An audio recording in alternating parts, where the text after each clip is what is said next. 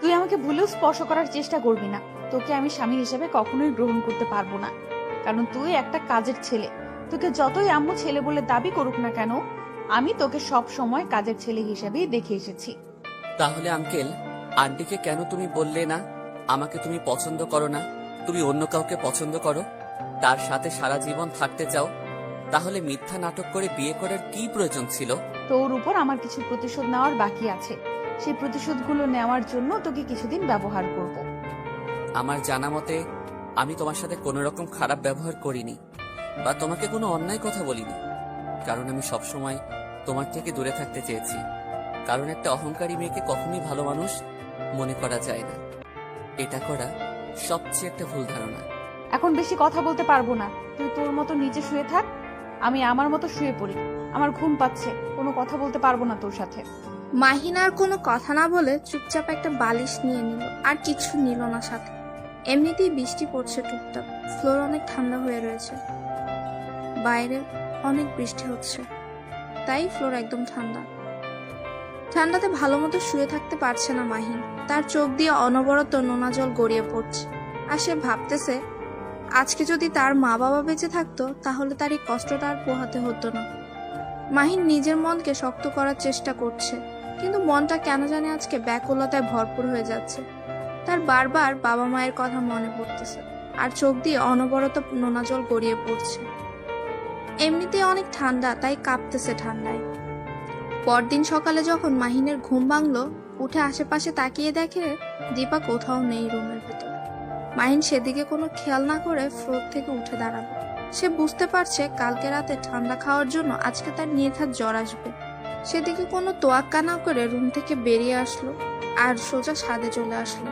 কি রে, তুই এত সকালে রুম থেকে বেরিয়ে এসেছিস? মাহিনকে তো দেখছি না, তার কি এখনো ঘুম হয়নি? তোমার আদরের জামাই কি করতেছে আমি কি জানি, তুমি গিয়ে দেখে আসতে পারো না? এসব কি ধরনের খারাপ কথা বলতেছিস তুই? তোর বিয়ে হয়েছে তার সাথে, তার স্ত্রী তুই, এভাবে কথা বলতে পারিস না ওর সাথে।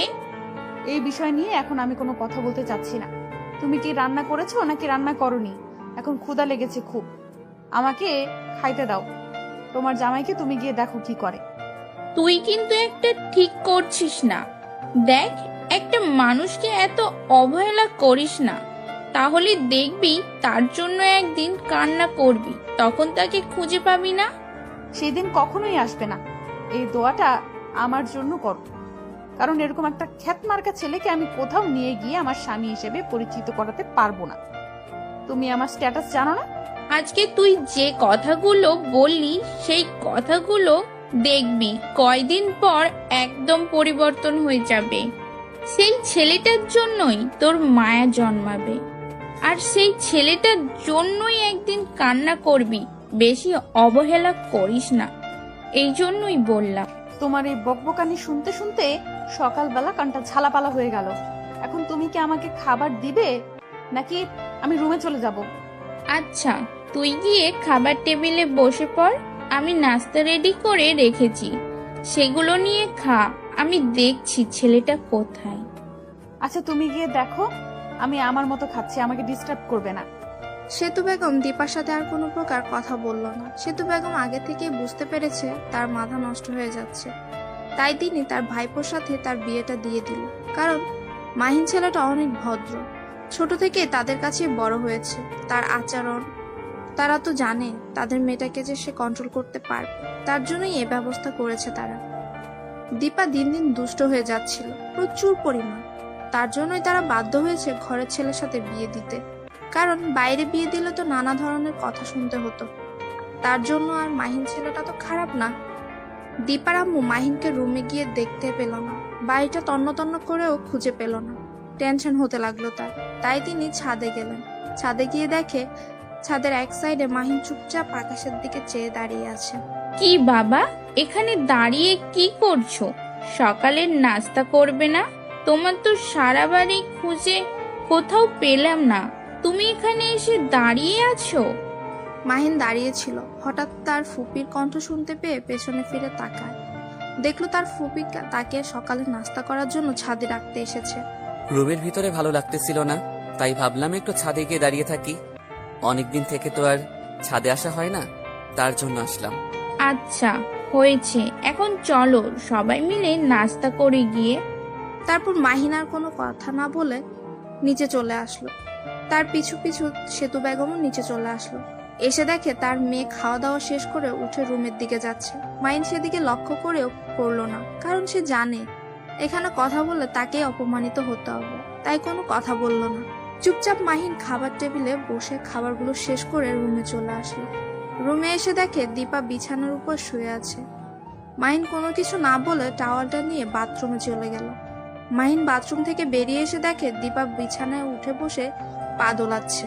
কি রে কুত্তার বাচ্চা, ভুলে গেছিস সকালবেলা যে আমার নাস্তা তোকে রুমে নিয়ে রাখতে বলেছিলাম? সেটা করিস নাই? কিসের জন্য আমাকে নিচে যেতে হয়েছে? কিসের জন্য বল? আজব তো, কখন বললেন আপনি এটা? আমি তো শুনিনি। আর এটা কি ধরনের ভাষা ইউজ করতেছেন আপনি?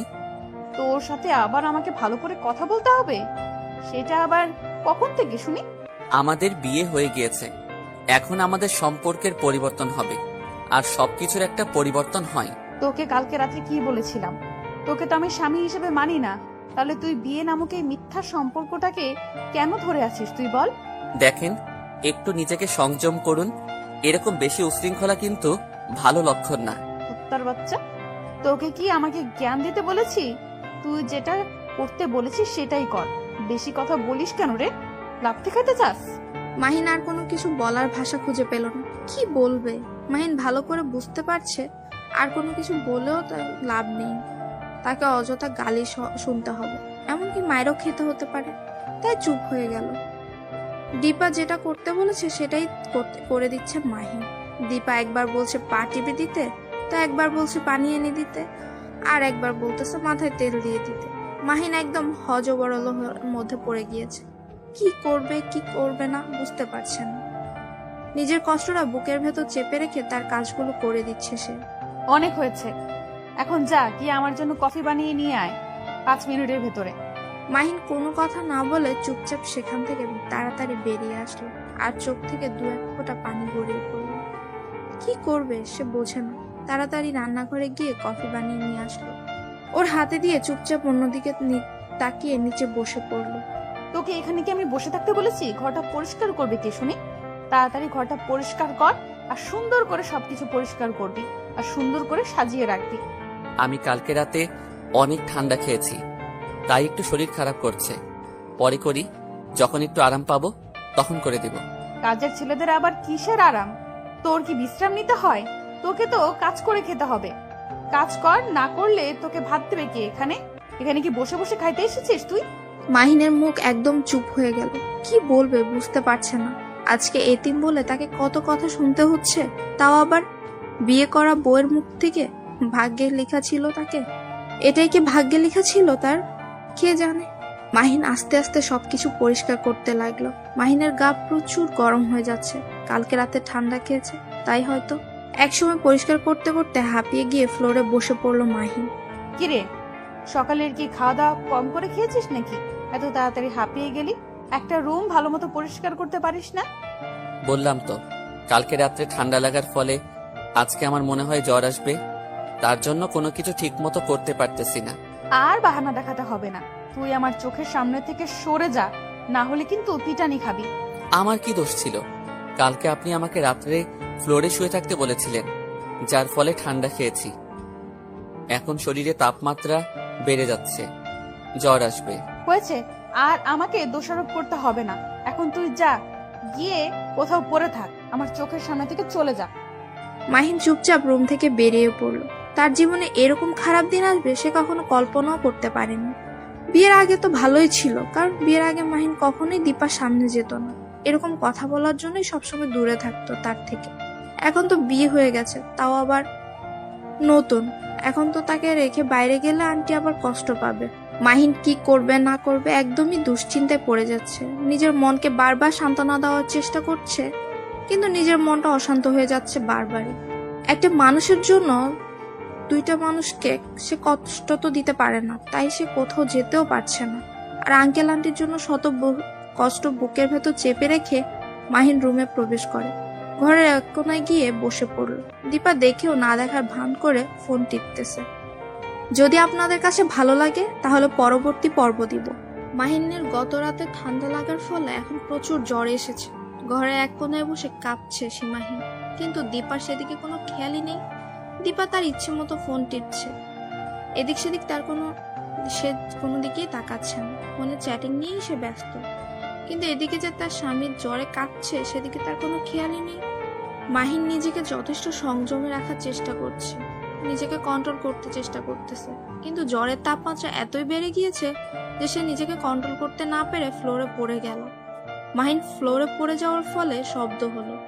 তখন দীপা তাকিয়ে দেখে যে মাহিন নিচে ছটফট করতেছে। তখন দীপা ফোনটা রেখে উঠে মাহিনের কাছে চলে আসলো। কিরে, এখানে নাটক করতেছিস কিসের জন্য? তোকে না বলছি বাইরে যা, বাইরে গিয়ে যত নাটক আছে করতে থাক। আমার রুমে এত নাটক ভালো লাগে না বলে দিলাম। মাহিন জ্বরের জন্য কোনো কথা বলতে পারছে না, তার এখন সবকিছু কেমন যেন বিরক্ত লাগতেছে। চুপচাপ সেখানে শুয়ে কাঁপতেছে মাহিন। কিরে, কথা কানে যায় না? বলছি না রুম থেকে বের হয়ে যা। এখানে শুয়ে আছিস কিসের জন্য? বলছি না রুম থেকে বের হয় এক্ষুনি। দীপার কথা শুনে মাহিন ওঠার চেষ্টা করছে, কিন্তু সে উঠতে পারছে না, বারবারই পড়ে যাচ্ছে। এটা দেখে দীপা ভাবতেছে মাহিন হয়তো নাটক করছে তার সাথে, তার মন গলানোর জন্য। কিন্তু মাহিন তো নাটক করছে না, তার তো সত্যিই অবস্থা খুবই করুণ। কিন্তু দীপা ভাবছে সে নাটক করছে। দীপার অহংকার, তার মনে হচ্ছে যে সে অসুস্থতার নাটক করছে। যখন মাহিন বারবার চেষ্টা করে উঠতে পারছে না, তখন মাহিনের আবার সেখানে শুয়ে পড়ল আর চোখ দিয়ে পানি ছেড়ে দিল। আজকে মাহিনের খুব মনে পড়ে যাচ্ছে তার মা বাবার কথা। যদি আজকে তার আব্বু আম্মু বেঁচে থাকতো তাহলে তার এই করুণ অবস্থায় তার আম্মু কখনোই বসে থাকতে পারতো না, এখানে এসে তার সেবা করত। এখানে এতদিন থেকে সে আছে, কিন্তু কখনো তার আঙ্কেল আন্টি তাকে মা বাবার অভাব বুঝতে দেয়নি। কিন্তু আজকে বিয়ে হওয়ার পর সে হাড়ে হাড়ে বুঝতে পারছে মা বাবা মর্ম। দুই সাইডের কোমরে দুই হাত দিয়ে দাঁড়িয়ে আছে মাহিনের দিকে চোখ রাঙিয়ে। প্লিজ আমাকে মাফ করে দাও, আমি উঠতে পারতেছি না, অনেক চেষ্টা করতেছি, কিন্তু জ্বরের তাপমাত্রা অনেক বেশি, আমাকে যদি একটু পানি এনে দিতেন। কতবার বলবো তুই আমার সঙ্গে নাটক করবি না? তারপরও এভাবে নাটক করিস কিসের জন্য? বাইরে গিয়ে পানি খা যা। এবার কথা শুনে মাহিনের আর কোনো কথা বলার নেই, ভাষা নেই। কি বলবে তাকে? সে দেখতে পাচ্ছে যে একটা মানুষ রোগে আক্রান্ত হয়ে কান্না করতেছে, তাকে একটু সাহায্য করার বদলে এমন তিরস্কার করছে। মেয়েটা যদি অন্য বা অপরিচিত কেউ হতো তাহলে হয়তো কষ্টটা লাগতো না। আসলে প্রিয় মানুষগুলোর কষ্টগুলো তীরের মতো আঘাত করে বুকের ভেতর। আহিন কখনো কল্পনা করতে পারেনি যে তার এই অবস্থা হবে। সামান্য একটু জ্বর হয়েছে আর তার সেবা করার মানুষ খুঁজে পাচ্ছে না সে। হয়তো তার আন্টি শুনলে ছুটে আসবে তার সেবা করার জন্য, তিনি তো জানে না। আর তার নিজের বই তাকে অবহেলা করছে, এটা তো মানুষের কাজ হতে পারে না, তাই না? আচ্ছা, তাহলে আপনি একটু কাজ করুন, আমাকে একটু লাঠি বা ধরার মতো কিছু এনে দেন, আমি আমার রুমে চলে যাচ্ছি। তোকে বলেছি না কানের কাছে প্যান প্যান করবি না? এরকম ভ্যান ভ্যান করতেছিস কিসের জন্য শুনি? আপনি কি মানুষ না? আমার জন্য কি একটু মায়া হয় না আপনার? আপনি এভাবে কথা বলছেন কিসের জন্য? আজকে অসুস্থ বলে আপনি আমাকে জ্বালাচ্ছেন, তাড়িয়ে দিচ্ছেন। আপনি কি কখনো অসুস্থ হবেন না? যখন অসুস্থ হব তখন দেখা যাবে। এখন কানের কাছে ভ্যান ভ্যান না করে এখান থেকে চলে যা। আর তোর রুমে গিয়ে কি করিস কর, তুই আমাকে ডিস্টার্ব করবি না। মাহিন আর কোনো কথা বলল না, চুপচাপ উঠে দাঁড়ানোর চেষ্টা করছে। দেয়াল ধরে উঠে দাঁড়াচ্ছে কোনো মতে। উঠে দেয়াল ধরে সে নিজের রুমে চলে আসলো, এসে বিছানায় শুয়ে পড়ল। আর কোনো কিছু মনে নেই তার, কখন যে ঘুমিয়ে পড়েছে নিজেও জানে না। যখন ঘুম ভাঙলো তখন দেখে তার আন্টি তার পাশে বসে তার সেবা করছে। মাহিন অবাক হয়ে তার দিকে তাকিয়ে রইল। তুমি যে অসুস্থ হয়ে পড়েছো সেটা কি আমাকে জানানো উচিত না তোমার? আমি কি তোমাকে ফেলে দিয়েছি নাকি? আমার মেয়ে না হয় একটু খারাপ, তার জন্য তুমি আমাকেও কথাটা জানাবে না? আন্টি, আমি তো ঠিক আছি, আমার কোনো কিছু হয়নি। দেখেন আমাকে, আমি একদম সুস্থ আছি, আমার তো কিছু হয়নি। তাহলে আপনাকে কিসের জন্য জানাবো? যদি অসুস্থ হইতাম তাহলে জানতাম। হায় রে মানুষ, আর কত তুমি নিজেকে লুকিয়ে রাখবে?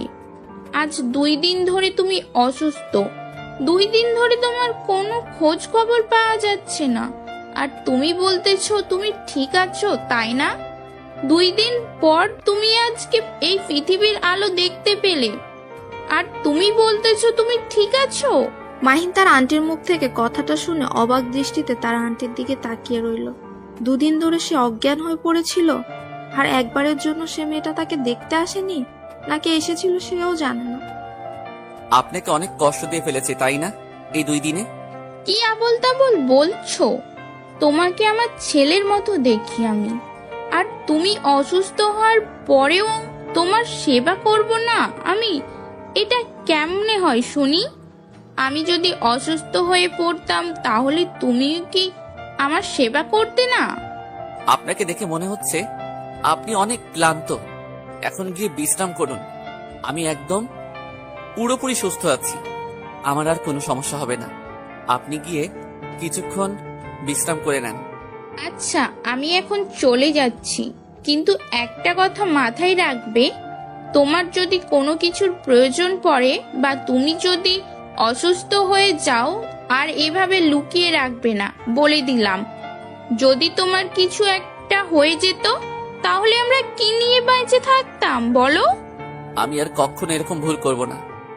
এখন থেকে সঙ্গে সঙ্গে সবকিছু আপনাকে জানিয়ে দিব। প্লিজ আমাকে মাফ করে দিবেন, আমি সত্যি অনুতপ্ত। আচ্ছা, তাহলে আমি আমার রুমে যাচ্ছি। তোমার যদি কোনো কিছু লাগে সঙ্গে সঙ্গে আমাকে জানাবে।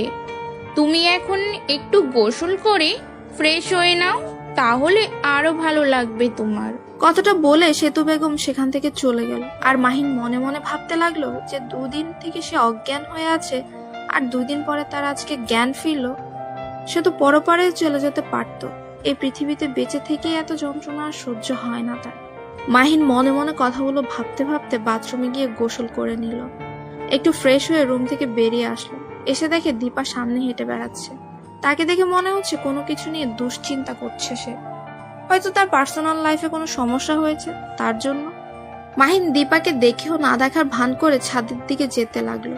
লক্ষ্য করে দেখলো যে তার পেছনে দীপাও আসতেছে। বেশি গুরুত্ব না দিয়ে চলে আসলো মাহিন। তার পেছনে পেছনে দীপাও আসলো, কিন্তু দেরি হয়ে গেছে, কারণ মাহিন ছাদে গিয়ে বেশিক্ষণ দেরি করেনি। প্রচুর রোদ, তাই তাড়াতাড়ি নিচে নেমে এসেছে। দীপাকে পাত্তা দেয়নি। মাহিনের নিজের রুমে আবার প্রবেশ করলো। সঙ্গে সঙ্গে দীপা মাহিনের রুমে প্রবেশ করলো। মাহিন কি বলবে ভেবে পাচ্ছে না, তাই অন্য পাশে তাকিয়ে শুয়ে পড়লো মাহিন। তোর সাথে আমার কিছু কথা আছে। এইভাবে মুখ গোমরা করে না থেকে সুন্দরভাবে বসে পড়ো।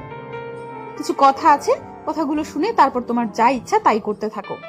আমি আমার কানকে তালা লাগিয়ে দেইনি যে আমি শুনতে পারবো না।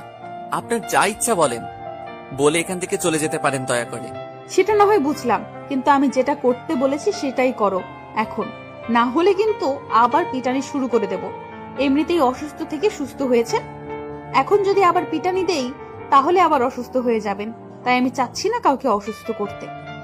আমার মতো অসহায় মানুষকে আর দয়া দেখাতে হবে না, তাই যা ইচ্ছা তাই বলে এখান থেকে চলে যেতে পারেন।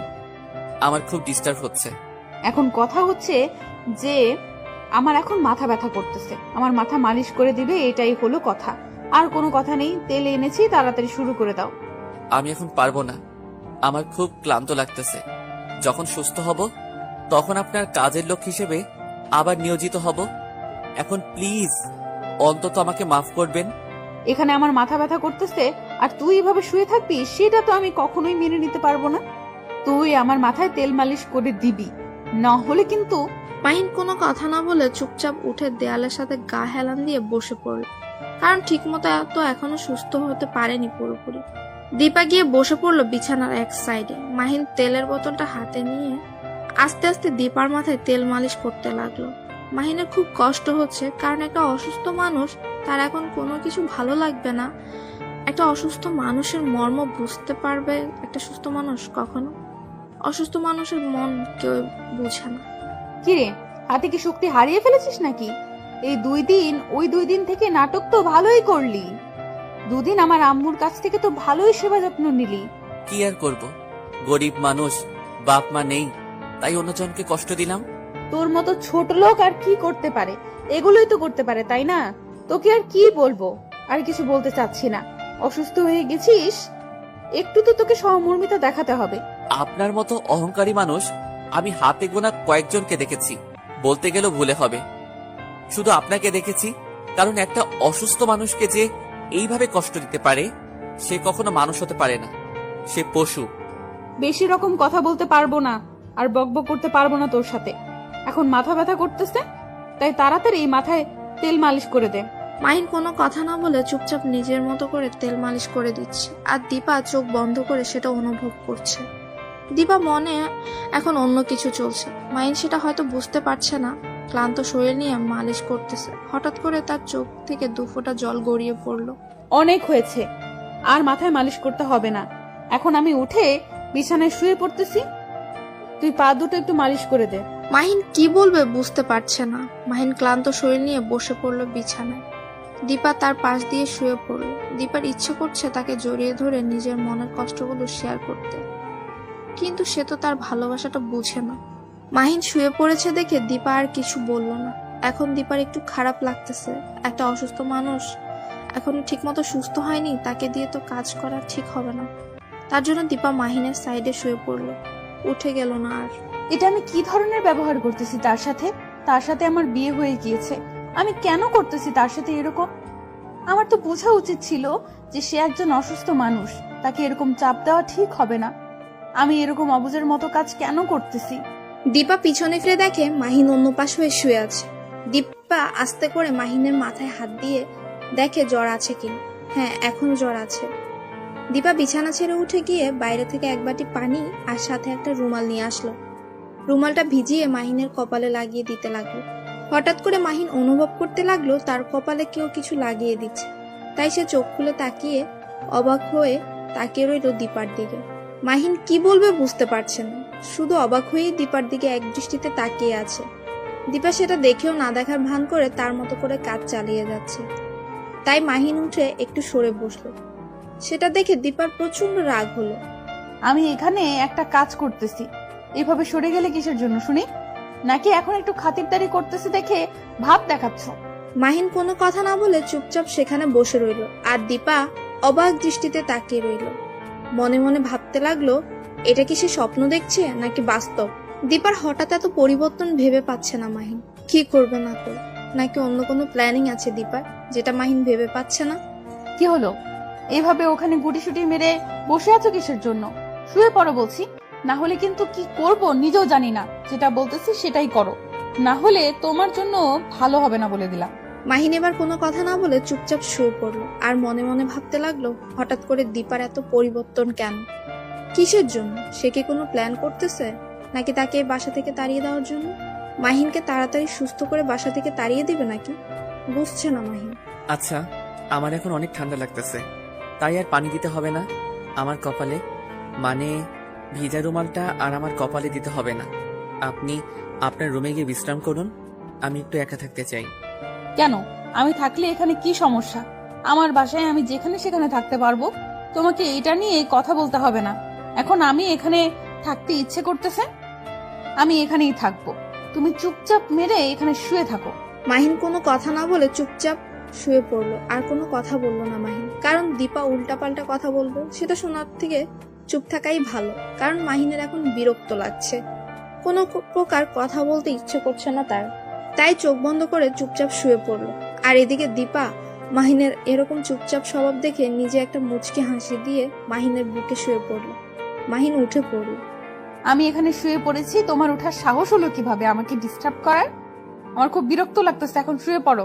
আপনি এসব কি করতেছেন বুঝতেছি না তো। আপনার মতলবটা কি আমাকে একটু বলবেন, নাকি এই বাসা থেকে আমাকে তাড়িয়ে দেওয়ার জন্য নানা ধরনের ফোন দিয়ে আসতেছেন? আমাকে বললে আমি চলে যাব, কিন্তু আমাকে কোনো প্রকার কলঙ্ক দেবেন না প্লিজ। এখন কোনো কথা শুনতে চাচ্ছি না, তুমি এখন শুয়ে পড়বে আর আমি তোমার বুকে মাথা রাখবো। আমার কেমন জানি লাগতেছে, মানে বালিশে ঘুমাতে ইচ্ছে করতেছে না। তাই ভাবলাম যে একজন মানুষের উপর শুয়ে থাকলে দেখি কেমন হয়, তার জন্য আর কি তোমাকে দিয়ে পরীক্ষা করতেছি। এখন শুয়ে থাকো। মাহিন কোনোভাবেই দীপার এই পরিবর্তন মেনে নিতে পারছে না। মাহিন শুধু ভাবছে, হঠাৎ করে কি হয়ে গেল যে এত পরিবর্তন হলো, কিভাবে? মাহিনের মনে সন্দেহ শুধু উকিয়ে দিচ্ছে। মাহিন কি করবে না করবে বুঝতে পারছে না, শুধু চুপচাপ শুয়ে পড়লো। এখন যদি মাহিন শুয়ে না পড়ে, তাহলে দীপা নানা ধরনের প্রশ্ন শুরু করবে, নানা ধরনের কথা বলবে, আর তখন মাহিনের মাথা ব্যথা আরো বেড়ে যাবে। তাই মাহিন চুপচাপ শুয়ে পড়লো। আর দীপা মাহিনের বুকের উপর মাথা দিয়ে শুয়ে পড়ল। মাহিন শুধু টেনশন করছে দীপা নতুন প্ল্যানিং করে তাকে কোনো কষ্ট দিবে না তো। দীপা মাহিনের বুকের উপর শুয়ে পড়ে একদম স্থির থাকছে না, বরং মাহিনের একবার হাত নাড়াচাড়া করছে তো একবার মাহিনের চুল ধরে টানছে। মাহিনের বিরক্ত লাগছে খুব, কিন্তু কিছু বলতেও পারছে না, কারণ সে যে অসহায় আজকে। আপনাকে আমি কিছু কথা বলতে চাই, আপনি প্লিজ মন খারাপ করবেন না, কারণ কথাগুলো বলা খুব জরুরি। এখানে মন খারাপ করার কি আছে বলো, সমস্যা নাই।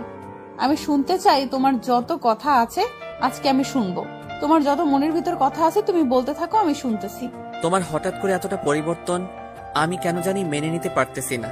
আমার মনে হচ্ছে তুমি নিশ্চয়ই কোনো প্ল্যানিং করতেছো আমাকে এখান থেকে তাড়িয়ে দেওয়ার জন্য। সত্যি করে বলো না প্লিজ, আসলে তোমার এতটা পরিবর্তন হওয়ার কারণ কি? কারণটা আমি নিজেও জানি না। একবার ভেবে দেখলাম যে যেহেতু বিয়ে করেছি আর আমি মেয়ে মানুষ হিসেবে তো একটু নিজেকে কন্ট্রোল করে রাখতে হবে। এত উচ্ছৃঙ্খল হলে আসলে ভবিষ্যৎ খারাপ হবে। আর আমরা তো মুসলিম মানুষ, আমাদের একটা বিবাহ যেহেতু হয়ে গেছে, স্বামীকে কষ্ট দেওয়া তো ঠিক না।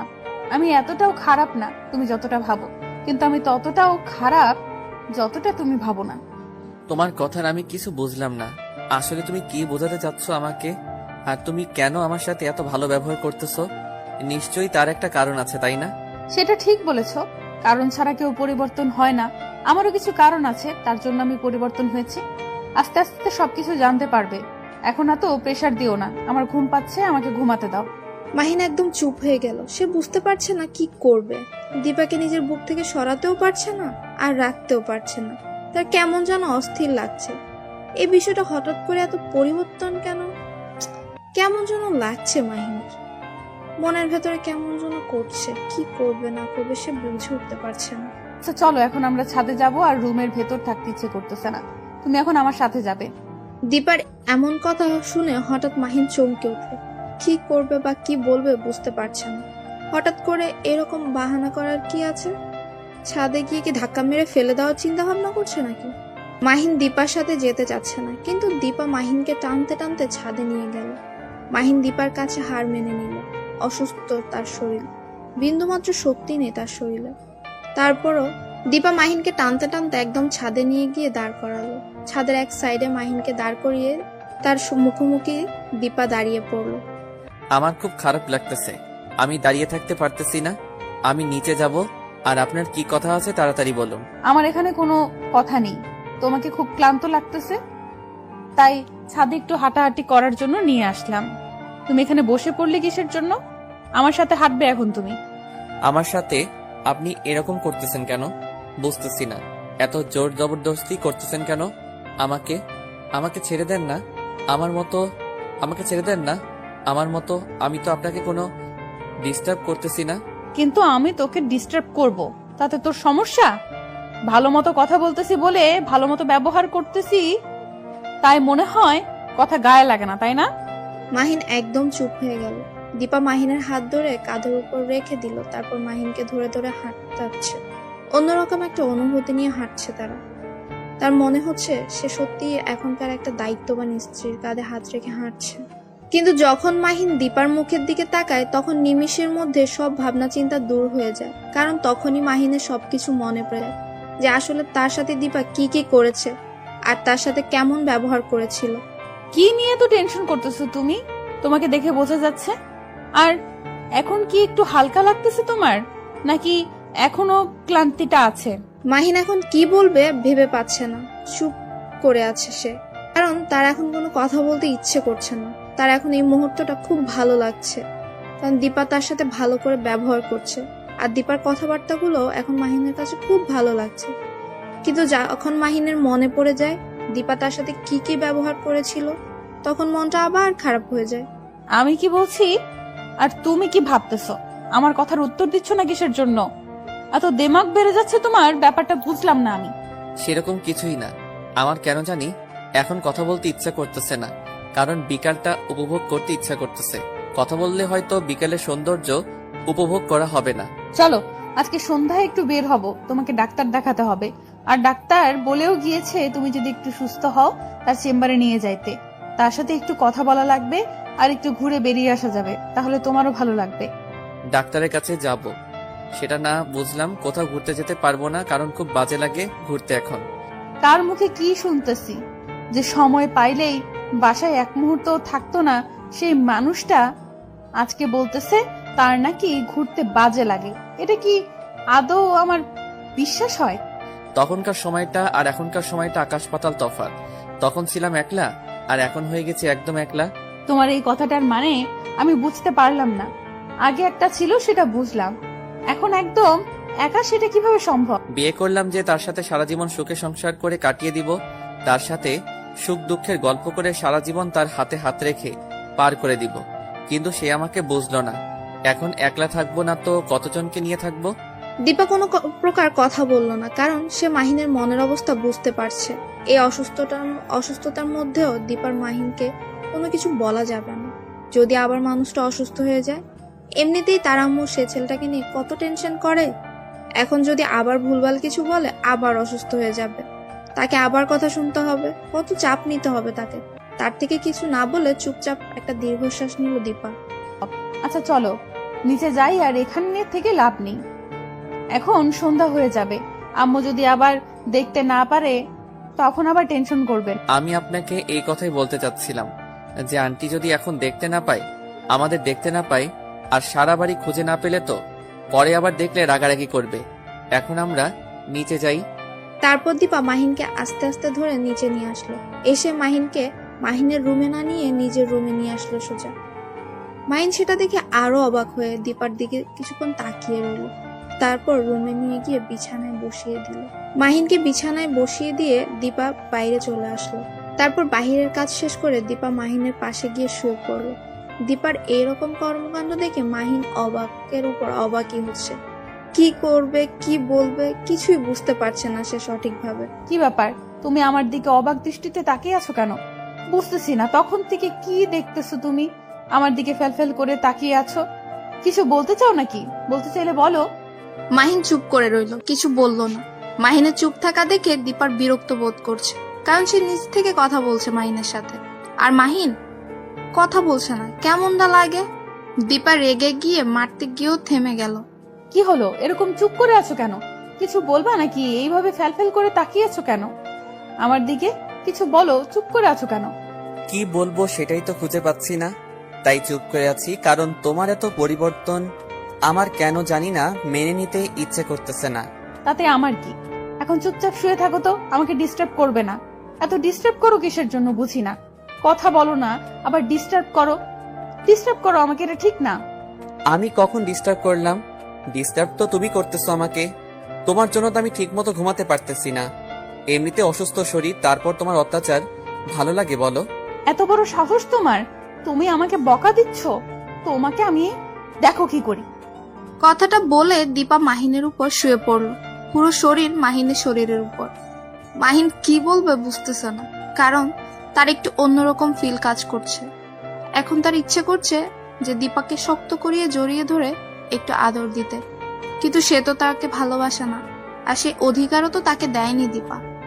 দীপা বুঝতে পারছে যে মাহিন তার উপর দুর্বল হয়ে যাচ্ছে, তাই দীপা ইচ্ছাকৃতভাবে মাহিনকে আরো শক্ত করে জড়িয়ে ধরলো, যাতে করে দীপাকে মাহিন একটু আদর করে দেয়। কিন্তু মাহিন ভয়ে দীপাকে স্পর্শ পর্যন্ত করছে না। দীপা কখন কি বলে আর কখন কি করে বসে তা বুঝতে পারে না মাহিন, তার জন্যই চুপচাপ শুয়ে আছে রোবটের মতো। দীপার খুব খারাপ লাগতেছে, কিন্তু কিচ্ছু বলতেছে না, শুধু দেখতেছে মাহিন কতক্ষণ নিজেকে কন্ট্রোল রাখতে পারে। দীপা ইচ্ছাকৃতভাবে মাহিনের সাথে একটু দুষ্টুমি করা শুরু করে দিল। মাহিনের গলায় নিজের ঠোঁট দুটো বসিয়ে দিল। মাহিন কি করবে না করবে বুঝতে পারছে না, কারণ তার কেমন যেন একটা ফিলিংস কাজ করতেছে, সেই ফিলিংসটা যে আগে কখনো অনুভব করেনি। আজকে কেন যেন দীপার নিঃশ্বাসটা তার হৃদয়ের স্পন্দনকে বাড়িয়ে দিচ্ছে। দীপা বুঝতে পারছে মাহিন দুর্বল হয়ে যাচ্ছে তার উপর, তাই মাহিনকে আরো দুর্বল করতে দীপা মাহিনের ঠোঁটে তার ঠোঁট দুটো বসিয়ে দিল। মাহিনের খুব অস্থির লাগছে, কি করবে বুঝতে পারছে না সে। কোনোভাবেই দীপাকে তার উপর থেকে সরাতে পারছে না। দীপাকে সরাতে গেলে দীপা মাহিনকে আরো শক্ত করে আঁকড়ে ধরছে। প্লিজ আমাকে ছেড়ে দেন। আপনি এসব কি করতেছেন? আমার খুব বাজে লাগতেছে, আপনি আমাকে ছেড়ে দেন। কি বলেছিলাম মনে নাই? আমার যা ইচ্ছা তাই করব, তুমি কোনো কথা বলতে পারবে না। চুপচাপ শুধু সহ্য করতে হবে তোমাকে। তার জন্য আপনি আমাকে এইভাবে অত্যাচার করবেন এটা কিন্তু ঠিক না। আজকে অসুস্থ বলে আপনি আমাকে যা তা করতেছেন, তাই না? আর আপনি করে বলতেছো কিসের জন্য? এখন থেকে তুমি করে বলবে, আর আমাকে তুমি আদর করে দিবে এখন। কথাটা বলে দীপা মাহিনকে আরো শক্ত করে জড়িয়ে ধরলো। মাহিন নিজেকে কন্ট্রোল রাখতে পারছে না। মাহিন কি করবে বুঝতে পারছে না। দীপাকে সরিয়ে দিতে ইচ্ছেও করছে না, কারণ মাহিন একটা ছেলে, রোবট তো আর না।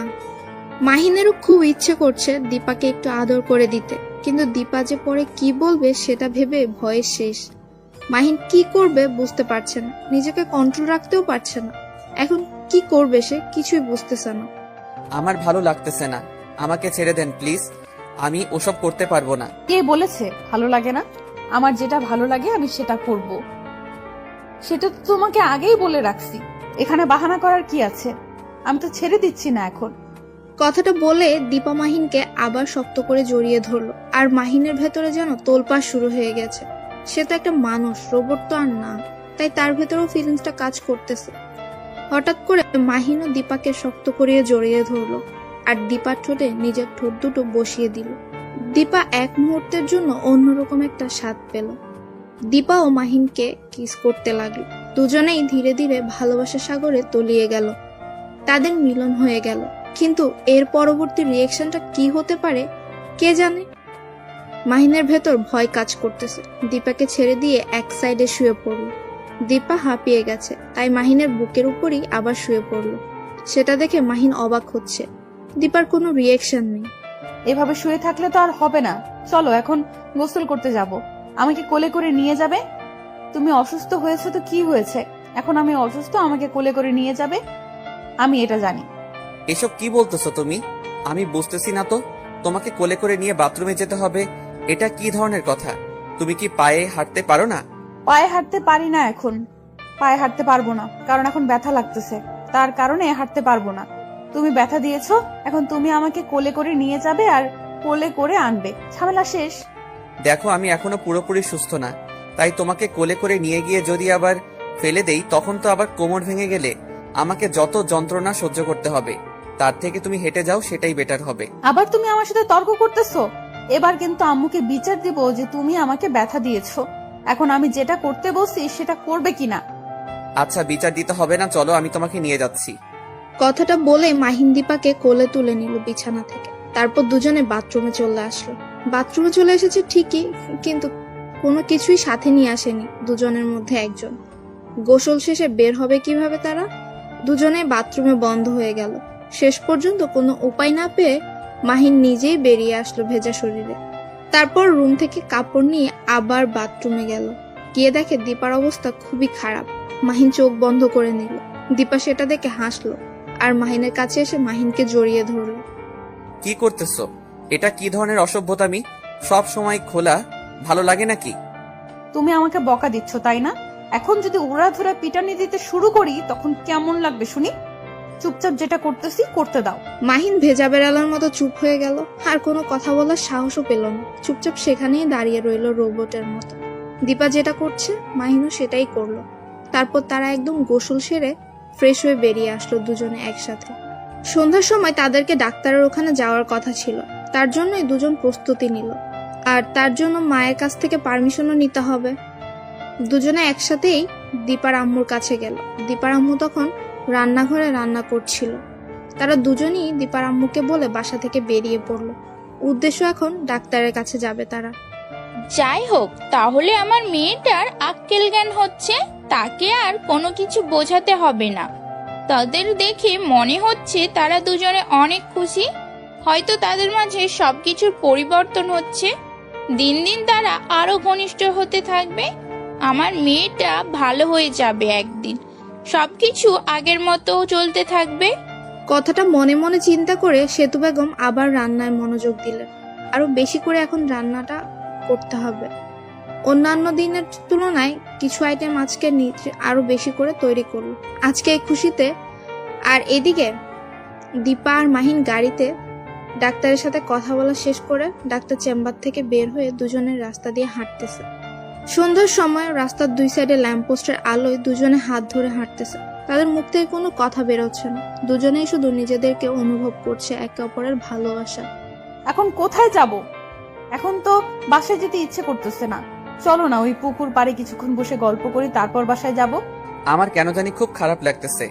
আজকে না কালকে সকালে আসবো, সারাদিন ঘুরবো। আজকে চলো, আমার খুব ক্লান্ত লাগতেছে। আজকে বাসায় যাই, আন্টির সাথে কথা বলি। আচ্ছা তাহলে চলো, আম্মুকে গিয়ে সবকিছু জানাতে হবে, না হলে আমার টেনশন করবে। এমনিতেই 2 দিন ধরে আম্মু কিছু মুখে নেয়নি। কি বলতেছো আন্টি? 2 দিন ধরে কিছু খাইনি কেন? কিসের জন্য? আমি তো ঠিক ছিলাম, তাই না? তুমি ঠিক ছিলে নাকি কি ছিলে সেটা আমরা জানি। তুমি তো অসুস্থ ছিলে, তাই কিছুই জানো না। আমি বুঝতে পেরেছি তোমার অবস্থাটা কি করুণ ছিল, আর তোমার কি একটা অবস্থা হয়েছিল সেটা আর না বলি। থেমে গেলে কিসের জন্য বলো? আমার কি হয়েছিল? আমার কি কোনো বড় ধরনের সমস্যা দেখা দিয়েছিল নাকি এই 2 দিনের ভিতর? না, সেরকম কোনো কিছুই নেই। এখন চলো, এখানে থেকে লাভ নেই, বাসায় যেতে হবে, সন্ধ্যা ঘনিয়ে আসছে। তারপর মাহিন আর দীপা দুজনেই হাঁটতে হাঁটতে একটা রিক্সা দেখলো। সে রিক্সা করে দুজনেই শহরটা দেখতে দেখতে বাসায় ফিরে আসলো। এসে দেখে যে দীপার আম্মু রান্না শেষ করে সবকিছু গুছিয়ে রাখছে। তারা দুজনেই রুমের ভেতর চলে আসলো। তারপর বাথরুমে দুজনে একসাথে গিয়ে ফ্রেশ হয়ে বিছানায় এসে বসে পড়লো। কেউ কোনো কথা বলছে না, শুধু তাকিয়ে আছে একে অন্যের দিকে এক দৃষ্টিতে। তাদের ভালোবাসা উপলব্ধি করছে। তারা কোনো কথা বলছে না, শুধু মুহূর্তটা উপভোগ করছে তারা। কি রে, কোথায় গেলি? তাড়াতাড়ি নিচে আয়, রেডি করেছি তো রাতের খাবার। আর কতক্ষণ অপেক্ষা করব? অনেকক্ষণ ধরে তো তোদের জন্য অপেক্ষা করতেছি। তাড়াতাড়ি নিচে আয়। এই তো যাচ্ছি, তুমি আর একটু ওয়েট করো, আমরা যাচ্ছি। অনেকক্ষণ ধরে অপেক্ষা করতেছি, আর অপেক্ষা করতে পারবো না, আমার ক্ষুধা লেগেছে। তোরাও তাড়াতাড়ি নিচে আয়, একসাথে সবাই মজা করে খাবার খাবো। আচ্ছা যাচ্ছি, তুমি সবকিছু রেডি করে রাখো, আমরা এইমাত্র নিচে নামতেছি। এই দেখো, পেছনে ঘুরে আমরা যাচ্ছি। তারপর দীপা আর মাহিন দুজনেই নিচে চলে এসেছে। সেতু বেগমের সাথে বসে সবাই একসাথে মজা করে খেতে লাগলো। হঠাৎ করে মাহিনের কি যেন হয়ে গেল, হঠাৎ তার কাশি উঠে গেল। সেটা দেখে দীপা তাড়াতাড়ি উঠে মাহিনের হাতে পানি ধরিয়ে দিল। আর সেটা দেখতে পেয়ে তো সেতু বেগমের মনের ভেতর একটা শান্তি বিরাজ করছে। যাই হোক, তার মেয়ের দিন দিন বুদ্ধি হচ্ছে। তার মেয়েটাকে সে ঘরের মধ্যে বিয়ে দিয়ে একটা ভালো কাজই করেছে। আর এদিকে দীপা মাহিনের মাথায় হাত বুলিয়ে দিচ্ছে, কারণ মাহিনের যেন হঠাৎ কাশ উঠেছে, সেটা থামছেই না। দীপা নিজ হাতে মাহিনকে পানি খাওয়াচ্ছে, আর সেটা দেখে মাহিন নিজেই অবাক হচ্ছে। হঠাৎ করে দীপা যেটা করে বসলো সেটা একদমই ভাবনা চিন্তার বাহিরে। মাহিন কখনো কল্পনাও করতে পারেনি দীপা এমন একটা কাজ করবে, তাও আবার এইখানে। আমি গোসল করতে গেলাম, তুমি তাড়াতাড়ি চলে আসো, একসাথে গোসল করব। আর একটু পর তো বেড়াতে যেতে হবে, তাহলে গোসল তো অবশ্যই করতে হবে, তাই না? আমি এত সকালে গোসল করতে পারবো না, আমার ঠান্ডা লেগে যাবে, আবার জ্বর হবে। আমি গোসল করতে পারবো না, তুমি গিয়ে গোসল করে নাও। একদম নোংরা কথা বলবে না। গোসল করবে না মানে কি বোঝাতে যাচ্ছ? গোসল করতেই হবে তোমাকে। আমি এত সকালে গোসল করতে পারবো না, তুমি গিয়ে গোসল করো। আমাকে এই বিষয়ে জোর করবে না, বলে দিলাম এক্ষুনি। তোমাকে গোসল করতেই হবে। এখন যদি ভালোই ভালো না যাও আমার সাথে, তাহলে কিন্তু জোর করে নিয়ে যাব, তখন কিন্তু আরো অবস্থা খারাপ করে ছেড়ে দেব। এখন ভেবে নাও যাবে কিনা। বললাম তো যেতে পারবো না, তুমি যাও, গিয়ে গোসল করে নাও তাড়াতাড়ি। তোমার রেডি হতে অনেক সময় লাগে, কারণ মেয়ে মানুষদের সব সময় একটু দেরি হয়। মুখ সামলে কথা বলো, না হলে কিন্তু ভালো হবে না। মেয়ে মানুষদের বের হতে দেরি হয় মানে কি? কি বোঝাতে চাচ্ছ? আমি সব মেয়েদের মতো নাকি? আচ্ছা হয়েছে, ভুল করেছি কথাটা বলে। এখন যাও, গিয়ে তাড়াতাড়ি গোসলটা করে নাও, কারণ আমি তাড়াতাড়ি রেডি হয়ে নেই। তোমার লজ্জা করে না? তুমি গোসল না করে থাকতে চাও? তোমার কি শরম বলতে কিচ্ছু নেই? তুমি কাল থেকে আমার সাথে কি কি করছো, আর এখন বলতেছো গোসল করবে না? আমি কখন কি করলাম? উদয় কি বলতেছো? আমি তো কিছু করিনি, আমি তো কিছু জানি না। আমি কি করছি যে আমাকে এখন গোসল করতে হবে? আমি তো কোনো কিছু করিনি। দেখো, বেশি কথা বলতে পারবো না, বেশি রকম ন্যাকামি ভালো লাগতেছে না। এখন সকাল সকাল তাড়াতাড়ি চলে আসো আমার সাথে, না হলে কিন্তু গণপিটানি খাইতে পারো এখানেই। মাহিন যেই অন্য কথা বলতে যাবে তখনই দীপা আগে গিয়ে মাহিনের মুখে হাত দিয়ে চেপে ধরলো, আর এক হাত দিয়ে তার শার্টের কলার ধরে টানতে টানতে বাথরুমে নিয়ে আসলো। কারণ এত কথা তার আর ভালো লাগছে না, তারা এখন ঘুরতে যাবে, আর এখানে এত কথা বললে তো মুড নষ্ট হয়ে যাবে। তার জন্য দীপা মাহিনকে জোরপূর্বক বাথরুমে নিয়ে গেল। এটা কি করতেছো তুমি আমার সাথে?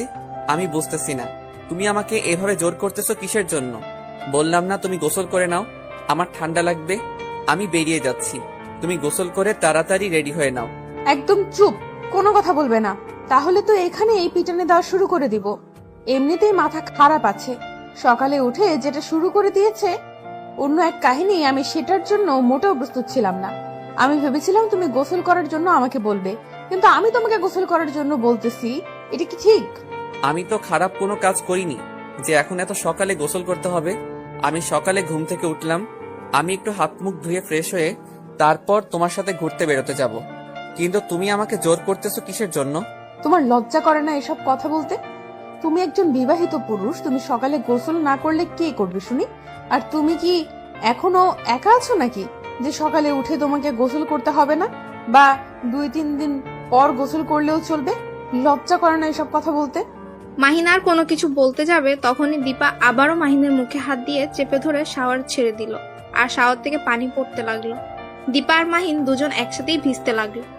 মাহিন ছটফট করতে লাগলো সেখান থেকে সরে যাওয়ার জন্য, কিন্তু দীপা মাহিনকে জড়িয়ে ধরেছে। তার জন্য মাহিন নড়াচড়াও করতে পারছে না, তার মন কেমন জানে করছে। শাওয়ারের পানিতে দুজনেই কাক ভেজা হয়ে গেল, কিন্তু কেউ কারো দিক থেকে দৃষ্টি সরাচ্ছে না। দুজন দুজনের দিকে এক দৃষ্টিতে তাকিয়ে আছে, কেউ কোনো কথা বলছেও না। শাওয়ারের পানিগুলো তাদের গা বেয়ে পড়ে যাচ্ছে। কি হলো? আর কতক্ষণ এভাবে আমাকে এখানে ধরে রাখবে বলো তো? যখন ঠান্ডা লাগবে আবার শরীর খারাপ করবে, তখন কি হবে শুনি? তখন তো আরো কিছু করতে পারবে না আমার সাথে। এখন ভেবে দেখো, আমাকে ছেড়ে দিবে নাকি ধরে রাখবে? দীপা মাহিনের কথাটা শুনে মাহিনকে ছেড়ে দিল, আর মাহিনকে বলল পরিষ্কার হয়ে নিতে। তারপর দীপা এক সাইডে গিয়ে দাঁড়িয়ে পড়লো, আর মাহিন মাহিনের মতো গোসল করছে। দীপা দীপার মতো, কেউ কারো দিকে তাকাচ্ছে না। দুজন কেমন যেন একটু লজ্জা লজ্জা ভাবে পড়ে গিয়েছে। মাহিন তাড়াতাড়ি গোসল শেষ করে পরিষ্কার হয়ে রুম থেকে বেরিয়ে পড়লো। দীপাকে বাথরুমে রেখেই দীপা মাহিনকে কোনো কিছু বলল না। তার কেমন যেন এখন লজ্জা লাগতেছে তার জন্য। মাহিন বেরিয়ে এসে রেডি হতে লাগলো আয়নার কাছে দাঁড়িয়ে। তখন দেখে দীপা ভিজা শরীরে ভেতরে চলে এসেছে। মাহিন আয়নার দিকে এক দৃষ্টিতে তাকিয়ে রইল। এভাবে তাকিয়ে থাকতে হবে না, তাড়াতাড়ি বেরিয়ে গিয়ে দেখো আম্মু কি করতেছে। আমি একটু একা একা রেডি হব, তুমি বেরিয়ে যাও এখান থেকে। আমি এখানে থাকলে সমস্যা কি?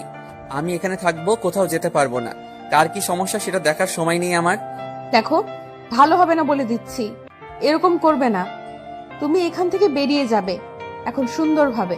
আমি বললাম তো আমি এখান থেকে বেরিয়ে যেতে পারবো না, তাতে কার কি সমস্যা সেটা দেখার আমার সময় নেই। তুমি আমার সাথে এরকম করতে পারো না, আমার লজ্জা লাগতেছে। তুমি এখন এখান থেকে বেরিয়ে যাও প্লিজ। তুমি যখন উল্টাপাল্টা কথাবার্তাগুলো বলো আর আমার সাথে যে কাজগুলো করো, তখন তোমার লজ্জা কোথায় যায় শুনি? তখন আমি নিজের কন্ট্রোলে থাকি না, তখন আমি শুধু একটাই চিন্তায় থাকি যে তোমার সাথে মিশে যাব, তার জন্য লজ্জা শরম কোথাও থাকে না। এখন লজ্জা লাগতেছে, এখন তুমি এখান থেকে বেরিয়ে যাবে। তুমি বললেই তো হবে না, তুমি বললেই তো আর আমি বেরিয়ে যাচ্ছি না। আমি এখানে থাকতে চাই। আজকে তোমার শাড়ি পরা দেখবো আর আমি শিখবো, পরে তোমাকে শাড়ি পরিয়ে দিব।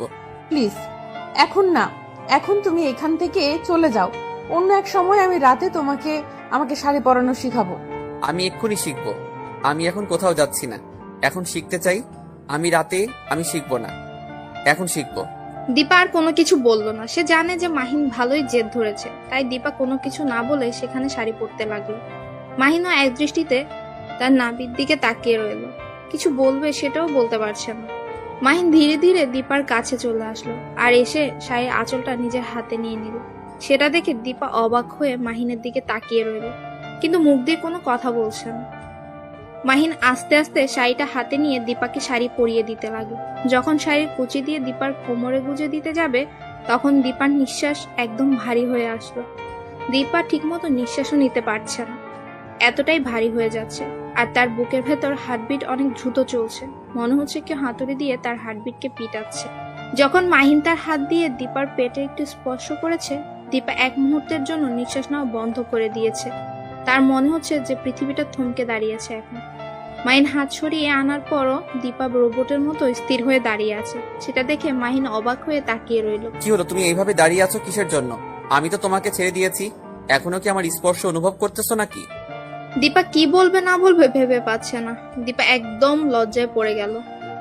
মাহিনের প্রশ্নের উত্তর কি দিবে সেটাই ভেবে পাচ্ছে না, তাই সেখান থেকে চুপচাপ সরে গিয়ে আয়নার সামনে দাঁড়িয়ে পড়ল। আর নিজেকে দেখতে লাগলো তার স্বামী আজকে প্রথম তাকে শাড়ি পরিয়ে দিল। সেটা দেখতে কেমন লাগে, আর তার স্বামী ঠিকমতো শাড়ি পরাতে পেরেছে কিনা সেটা পরীক্ষা করার জন্য। কি হলো, আমার প্রশ্নের উত্তর দিচ্ছ না যে? এইভাবে ওইখানে গিয়ে দাঁড়িয়ে পড়লে কিসের জন্য বলো? এখন প্লিজ যাও এখান থেকে। তুমি তো অনেক সুন্দর করে শাড়ি পরাতে পারো। কোথা থেকে শিখেছো এই শাড়ি পরানো? আমি তো কোথাও থেকে শিখিনি, তবে মুভিতে দেখেছিলাম তো, তাই একটু সেই হিসাবে তোমাকে পড়াতে চেষ্টা করলাম।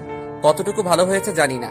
তার মানে তুমি মুভিতে যখন নায়িকাকে শাড়ি পরায় নায়ক, তুমি সেটা মনোযোগ দিয়ে তাকিয়ে থাকো নায়িকার পেটের দিকে, তাই তো? সেটা আবার আমি কখন বললাম? আমি তো এমনিতেই দেখতে দেখতে অভ্যাস হয়ে গেছে, তাই আর কি সেই অনুমান অনুযায়ী তোমাকে পড়িয়ে দিলাম। এর থেকে বেশি কিছু না। তুমি কি বলতেছো এসব? অনেক হয়েছে, এখন চলো বাইরে গিয়ে দেখি আম্মু কি করতেছে। হয়তো নাস্তা রেডি করতেছে, কিন্তু আমাদের ডাকতে পারতেছে না লজ্জার কারণে। কালকে যেটা করেছি সেটা তো পুরোপুরি দোষ তোমার। তুমি হুদাই যেখানে সেখানে যে কাজগুলো করো, তোমার সাথে তো বের হওয়া মুশকিল। কোথায় কি করে বসো? আচ্ছা হয়েছে, এখন চলো বাইরে গিয়ে দেখি আম্মুর কি অবস্থা জানতে হবে। আমরা তো ছোট মানুষ, ভুল স্বীকার করলে আম্মু মেনে নিবে, সমস্যা নেই। তোমার কি লজ্জা করতেছে না এখন আম্মুর সামনে যাইতে? তুমি এত বেহায়া হয়ে যাচ্ছ কেন দিন দিন, বুঝতেছি না। আমি আবার কখন ঠিক ছিলাম? আমি তো সব সময় এরকমই ছিলাম, তাই না আম্মু? এসব দেখতে দেখতে অভ্যস্ত। তার মানে তুমি আরো অনেক ছেলেকে এইভাবে আদর করে দিয়েছো, এইটাই তো, তাই না? আম্মু এসব দেখতে দেখতে অভ্যস্ত। আমি এটা আবার কখন বললাম? আর আমি ভুলেও কোনো ছেলের কাছে যাইনি, আর ছেলেকে স্পর্শ করা তো দূরের কথা। অনেক জ্ঞান দিয়েছো, আর নিতে চাচ্ছি না। এখন তাড়াতাড়ি চলো বাইরে গিয়ে দেখি কি অবস্থা। তারপর দীপা আর মাহিন দুজনে বাইরে চলে আসলো। এসে দেখে টেবিলের উপর সবকিছু রেডি করা আছে, কিন্তু আন্টিকে কোথাও দেখা যাচ্ছে না। মাহিন ভালো করে বুঝতে পারলো আন্টি কেন উধাও এখান থেকে। দীপা মাহিনের দিকে তাকিয়ে রয়েছে, কি বলবে বুঝতে পারছে না। তার আম্মু তার এই কাজের জন্যই এখন তাদের সামনে আসতে লজ্জা পাচ্ছে। এখানে দাঁড়িয়ে আছে কিসের জন্য? এই নাও, আমাকে আবার কিস করো যেখানে সেখানে, দেখবে যে আন্টি তাহলে এখানে চলে আসবে। কোথায় একটা সমাধান খুঁজবে, তা না করে আমাকে নিয়ে মজা নেওয়া হচ্ছে, তাই না? আচ্ছা, দেখতেছি কি করা যায়। এখানে তুমি চুপচাপ বসে থাকো, কোনো কথা বলবে না আমার সাথে এখন। কথাটা বলে মাহিন সেখান থেকে চলে গেল তার আন্টির রুমে গিয়ে দেখে তার আন্টি বিছানায় শুয়ে আছে আর কার সাথে যেন কথা বলছে ফোনে। তাই একটু গলা ঝাঁকি দিয়ে মাহিন ভেতরে প্রবেশ করলো। সেতু বেগম মাহিনকে দেখে ফোনটা রেখে উঠে বিছানার উপর বসে পড়লো আর মাহিনকে বিছানায় বসতে বললো তার কাছে। মাহিন লজ্জায় পড়ে গেল, কি বলবে ভেবে পাচ্ছে না। মাথা নিচু করে সেতু বেগমের পাশে বসে পড়লো মাহিন, কিন্তু মাহিন কি বলবে সেটাই ভেবে পাচ্ছে না, তাই চুপ করে রইল সে। আর তখনই দীপা সেই রুমে প্রবেশ করলো। মাহিন দীপার দিকে অবাক দৃষ্টিতে তাকিয়ে রইল। এই মেয়েটার আক্কেল জ্ঞান বলতে কিছুই নেই, এখন আবার সবাই একসাথে হয়েছে, এখন কি যে হবে বুঝতে পারছে না। মাহিন লজ্জায় মাথা নিচু করে রইল। আম্মু যা করছি, তুমি তার জন্য লজ্জা পাবে? আমরা ছোট, সেই হিসেবে যেটা করছি তুমি সেটা একটু ক্ষমার দৃষ্টিতে দেখবে, তা না করে অভিমান করে আছো, ব্যাপার কি? দীপার কথা শুনে দীপার আম্মু অবাক, তার সাথে মাহিন অনেকটা বেশি অবাক। কি বলতেছে দীপা, নিজেও জানে কি না। মাহিন সেখান থেকে সরে যেতে চাইলো, দীপা মাহিনের হাত ধরে সেখানে দাঁড় করিয়ে দিল। মাহিন অবাক দৃষ্টিতে দীপার হাতের দিকে তাকিয়ে আছে। মাহিন কাকে কি বলবে বুঝতে পারছে না, তাই চুপ করে সেখানে মাথা নিচু করে দাঁড়িয়ে রইল। সে লজ্জায় পড়ে গিয়েছে। তুমি কথা বলো, আমি বাহিরে তোমার জন্য অপেক্ষা করতেছি। আমার খুব ক্ষুধা পেয়েছে, আমি কিছু খেয়ে নেব তাড়াতাড়ি। তুমি যে এত বাহানা করতে জানো সেটা আজকে ভালো করে বুঝতে পারলাম। এখন চুপচাপ এখানে বসে থাকো, কোনো কথা বলবে না। সত্যি বলতেছি, আমার অনেক ক্ষুধা লেগেছে। এমনিতে অসুস্থ থেকে সুস্থ হয়েছি, এখন তো একটু ক্ষুধা বেশি থাকবে, তাই না আন্টি? আচ্ছা, অনেক ড্রামা করলে। তোমরা দুজনে এখন চলো গিয়ে নাস্তা সেরে নেওয়া যাক। তারপর তিনজন গিয়ে নাস্তার টেবিলে বসে পড়লো। সবাই একসাথে অনেক মজা করে নাস্তাও করে নিল। তারপর দীপা সেতু বেগমকে বলে যে আজকে তারা সারাদিন বাইরে ঘোরাফেরা করবে, বাইরেই নাস্তা করবে, বাইরেই সবকিছু করবে, সন্ধ্যার পর বাসায় ফিরবে। তাদের জন্য আজ যেন কোনো রান্না বাড়িতে না করা হয়। কথাটি বলেই দীপা মাহিনের হাত ধরে বাসা থেকে বেরিয়ে গেল। বাসা থেকে বেরিয়ে একটা রিক্সা দেখতে পেল, সেই রিক্সাতেই উঠে সারা শহরে ঘোরার জন্য রিক্সাওয়ালাকে কন্ট্যাক্ট করে নিল। রিক্সাওয়ালাও রাজি হয়ে গেল। তারপর রিক্সাওয়ালা তাদেরকে নিয়ে ঘুরতে লাগলো অজানা গন্তব্য। যেখানে দীপা যেতে চাইছে রিক্সাওয়ালা ঠিক সেখানেই নিয়ে যাচ্ছে। মাহিন শুধু অবাক দৃষ্টিতে দীপার দিকে তাকিয়ে আছে। সে এত জায়গা চেনে কিভাবে? সে তো এই এলাকাতেই বড় হয়েছে, কিন্তু এই এলাকায় গলিগুলো তো কখনো আসা হয়নি। কিন্তু দীপা ঠিকই এসেছিল। কি ব্যাপার, তুমি আমার দিকে এভাবে অবাক দৃষ্টিতে তাকিয়ে আছো কিসের জন্য? বুঝলাম না, আমি কি কোনো ভুল কাজ করতেছি নাকি? সেরকম কোনো কিছু না, কিন্তু একটা জিনিস আমাকে খুব ভাবাচ্ছে। আমিও তো এই এলাকাতেই বড় হয়েছি ছোট থেকে, কিন্তু এই গলিগুলোতে কখনো আসা হয়নি। তাই ভাবতেছি তুমি এত গালি করেছো আর আমি এখান থেকে কি ঘোড়ার ঘাস কাটলাম। দেখো, কথাটা কিন্তু যুক্তিযুক্ত, কারণ আমি অনেক জায়গায় ঘুরেছি আর তুমি তো অনেক জায়গায় ঘুরেছো। হিসেব করে দেখো, আমি বেশি ঘুরেছি। কি মজা! তোমার মতো তো আর আমি এই কাছাকাছি জায়গাগুলোকে ভোগ করিনি। আমি তো দূরে দূরে ঘুরতে গিয়েছিলাম। আমি কখনো তো আশেপাশের এলাকাগুলোতে ঘুরতে যাইনি। কথায় আছে না, যে দেশের কোনো কিছু উপভোগ না করেই বাইরের দেশে যাওয়া লেজেন্ডগুলো হলো আসল আবাল। তার মানে তুমি আমাকে আবাল বলে সম্বোধন করতেছো, তাই তো? এত বড় সাহস হলো কি করে তোমার? এখন কিন্তু এতটা অসুস্থ না যে তোমাকে কিছু বলতে পারবো না। তোমার সাহস দেখতেছি দিন দিন বেড়েই চলেছে। ভালো লাগলো তোমার এই স্বভাবটা। আমাকে না দেখিয়ে অন্যকে দেখালে হয়তো কাজে লাগবে। আমার কাছ থেকে অন্তত নিজের সাহসটা লুকিয়ে রাখার চেষ্টা করো। আমার রাগ উঠলে আমি মানুষ থাকি না, তখন তোমাকে কি বলবো, কি করব নাকি পিটাবো হুঁশ থাকে না। এটা আমাদের বাড়ি না, আর আমরা এখন রাস্তায় আছি, আর একটা রিক্সাওয়ালা মামা আমাদের সাথে আছে। আর তুমি কি ব্যবহার করতেছো শুনি? অনেক হয়েছে, আর জ্ঞান নিতে চাচ্ছি না। মামা, আপনি একটা বিলের পাশে নামিয়ে দিন, আর আপনি আপনার ভাড়াটা নিয়ে চলে যান তো। আমরা এখন একটা নদীর ধারে যেতে চাচ্ছি। তারপর দীপা রিক্সাওয়ালা তাদেরকে নিয়ে একটা নদীর কাছে গিয়ে নামিয়ে দিল। রিক্সা ভাড়া নিয়ে সেখান থেকে চলেও গেল। আর দীপা নদীর কিনারা দিয়ে হেঁটে যাচ্ছে, সেটা দেখে মাহিন দীপাকে সেখান থেকে সরিয়ে নিল। মাহিনের ভয় করছে, যদি কি পড়ে যায় দীপা, তার জন্য। দীপা কিছু বলল না, চুপচাপ মাহিনের হাত ধরে নদীর পাড়ে হাঁটতে লাগলো। আর সে নদীর পাড়ের বাতাসগুলো, একদম মুক্ত খোলা বাতাসগুলো উপভোগ করতে লাগলো। দীপা নদী ধারে একটুও থেমে থাকে না, সে এদিক ওদিক দৌড়াদৌড়ি করছে। সেটা দেখে মাহিন একটু অবাক হলো। সে ভাবতেছে, দীপার আবার হঠাৎ কি হয়ে গেল যে ছোট বাচ্চাদের মতো স্বভাব করছে। কিছু বলতেছে না। মাহিন দীপাকে দীপার ইচ্ছে মতো ছেড়ে দিল। দীপা বেশ কিছুক্ষণ দৌড়াদৌড়ি করার পর একটা গাছের নিচে বসে পড়ল। মাহিন সেখানে গিয়ে তার পাশে বসে পড়ল। দীপা নিঃশ্বাস নিচ্ছে, মাহিনের কাঁধে নিজের মাথাটা রেখে। মাহিন কিছু না বলে চুপচাপ দীপার মাথাটা আলতো করে তার কোলে শুইয়ে দিল। এখন কোথায় যাবে বলো? সন্ধ্যা ঘনিয়ে আসবে, আর তখন থেকে কিছু খাইনি, ক্ষুধা লেগেছে। চলো না, ওই যে সামনের দোকান দেখা যাচ্ছে, গিয়ে দেখি, একটু খাওয়া যাক। আচ্ছা চলো, তাহলে গিয়ে দেখি কি আছে সেখানে। তারপর মাহিন আর দীপা দুজনেই দোকানের কাছাকাছি চলে আসলো। এসে দেখে কয়েকটা ছেলে সেখানে ভন্ডামি করতেছে। মাহিন সেখানে যেতে চাইলো না। দীপা জোর করে মাহিনকে নিয়ে গেল সেখানে। আর দীপা মাহিনকে বলতেছে তারা তাদের মতো থাকবে। মাহিন দেখে দোকানটা একটা বুড়ি বসে আছে। মাহিন দেখতে পেল কিছু রুটি আর কলা আছে। মাহিন সেখান থেকে রুটি আর কলা নিয়ে দীপার কাছে চলে আসলো। আমি হাত দিয়ে কোনো কিছু নিতে পারবো না, তুমি আমাকে খাইয়ে দিবে। এখন আর কোনো কথা বলতে চাই না, আমি যেটা বলবো সেটাই করবে এখন। আমরা এখন বাহিরে আছি, তুমি আমাকে সবসময় প্যারা দিতেই থাকবে, তাই না? একটু তো নিজে নিজে অনুভব করা উচিত। এখানে আমি কোনো কথা বলতে চাচ্ছি না। আমি এখন যেটা বলতেছি তুমি সেটা করবে, আর তাড়াতাড়ি এখান থেকে যেতে হবে। দেখো ছেলেগুলো আমার দিকে কিভাবে তাকিয়ে আছে, ইচ্ছে করতেছে জুতা পেটা করে দিই। এই জন্যই তো বললাম এখানে না থেকে চলো আমরা অন্য কোথাও গিয়ে নাস্তা করি। তুমি বললা এখানেই করবে, এখন আমার কি করার? তুমি যদি সাহস পাও বলো, তাহলে দেখো আমি গিয়ে ছেলেগুলোকে জুতা পেটা করে আসি, দেখবে আমার সাহস কত দূর। হয়েছে, থাক, আর সাহস দেখাতে হবে না। আমি কোন ঝামেলায় জড়াতে চাচ্ছি না। তুমি বললে অবশ্যই তাদের সাথে ঝামেলায় জড়াতে পারি, কিন্তু এখন কোনোভাবেই পসিবল না। ভিতুর ডিম কোথাকার, তোমার যে কত সাহস সেটা আমার জানা হয়ে গেল। কয়েকটা ছেলে থ্রেট করবে সেটাই পারতেছো না। তোমার যা ইচ্ছা তাই ভাবতে পারো। এখন চলো সন্ধ্যার সময় নদীর পাড়ে গিয়ে বসি, দেখবে যে সূর্য যখন অস্ত যাবে তখন নদীটা দেখতে কি সুন্দর লাগে। চলো। তুমি কি এর আগে এই নদীতে এসেছিলে? কত এসেছিলাম, গোসল পর্যন্ত করেছি। আমার সব বন্ধুরা মিলে এই নদীতে এসেছি। অনেক স্মৃতি রয়েছে আমাদের বন্ধুদের এখানে। আর এখন এই নদীটা একদম অপরিচিত হয়ে গেছে আমাদের কাছে। কতদিন ধরে এখানে আসি না।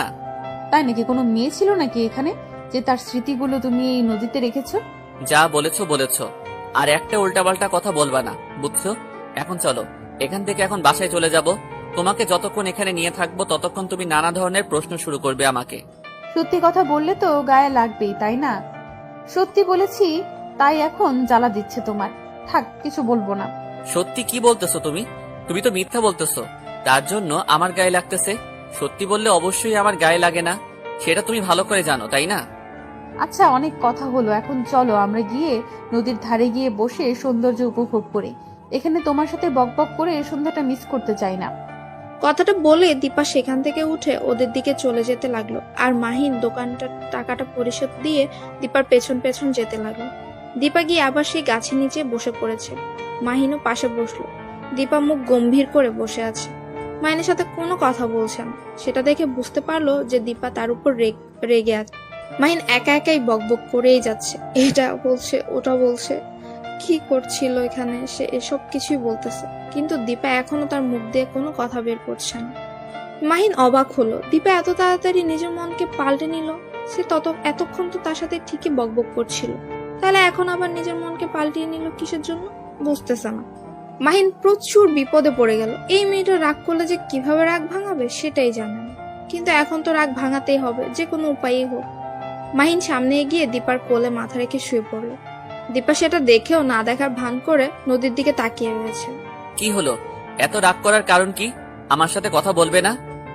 দীপা তাও চুপ করে আছে। কেন কথা বলছে না মাহিনের সাথে? মাহিন কি বলবে বুঝতেও পারছে না। হঠাৎ করে তার এত পরিবর্তন হওয়ার কারণ কি?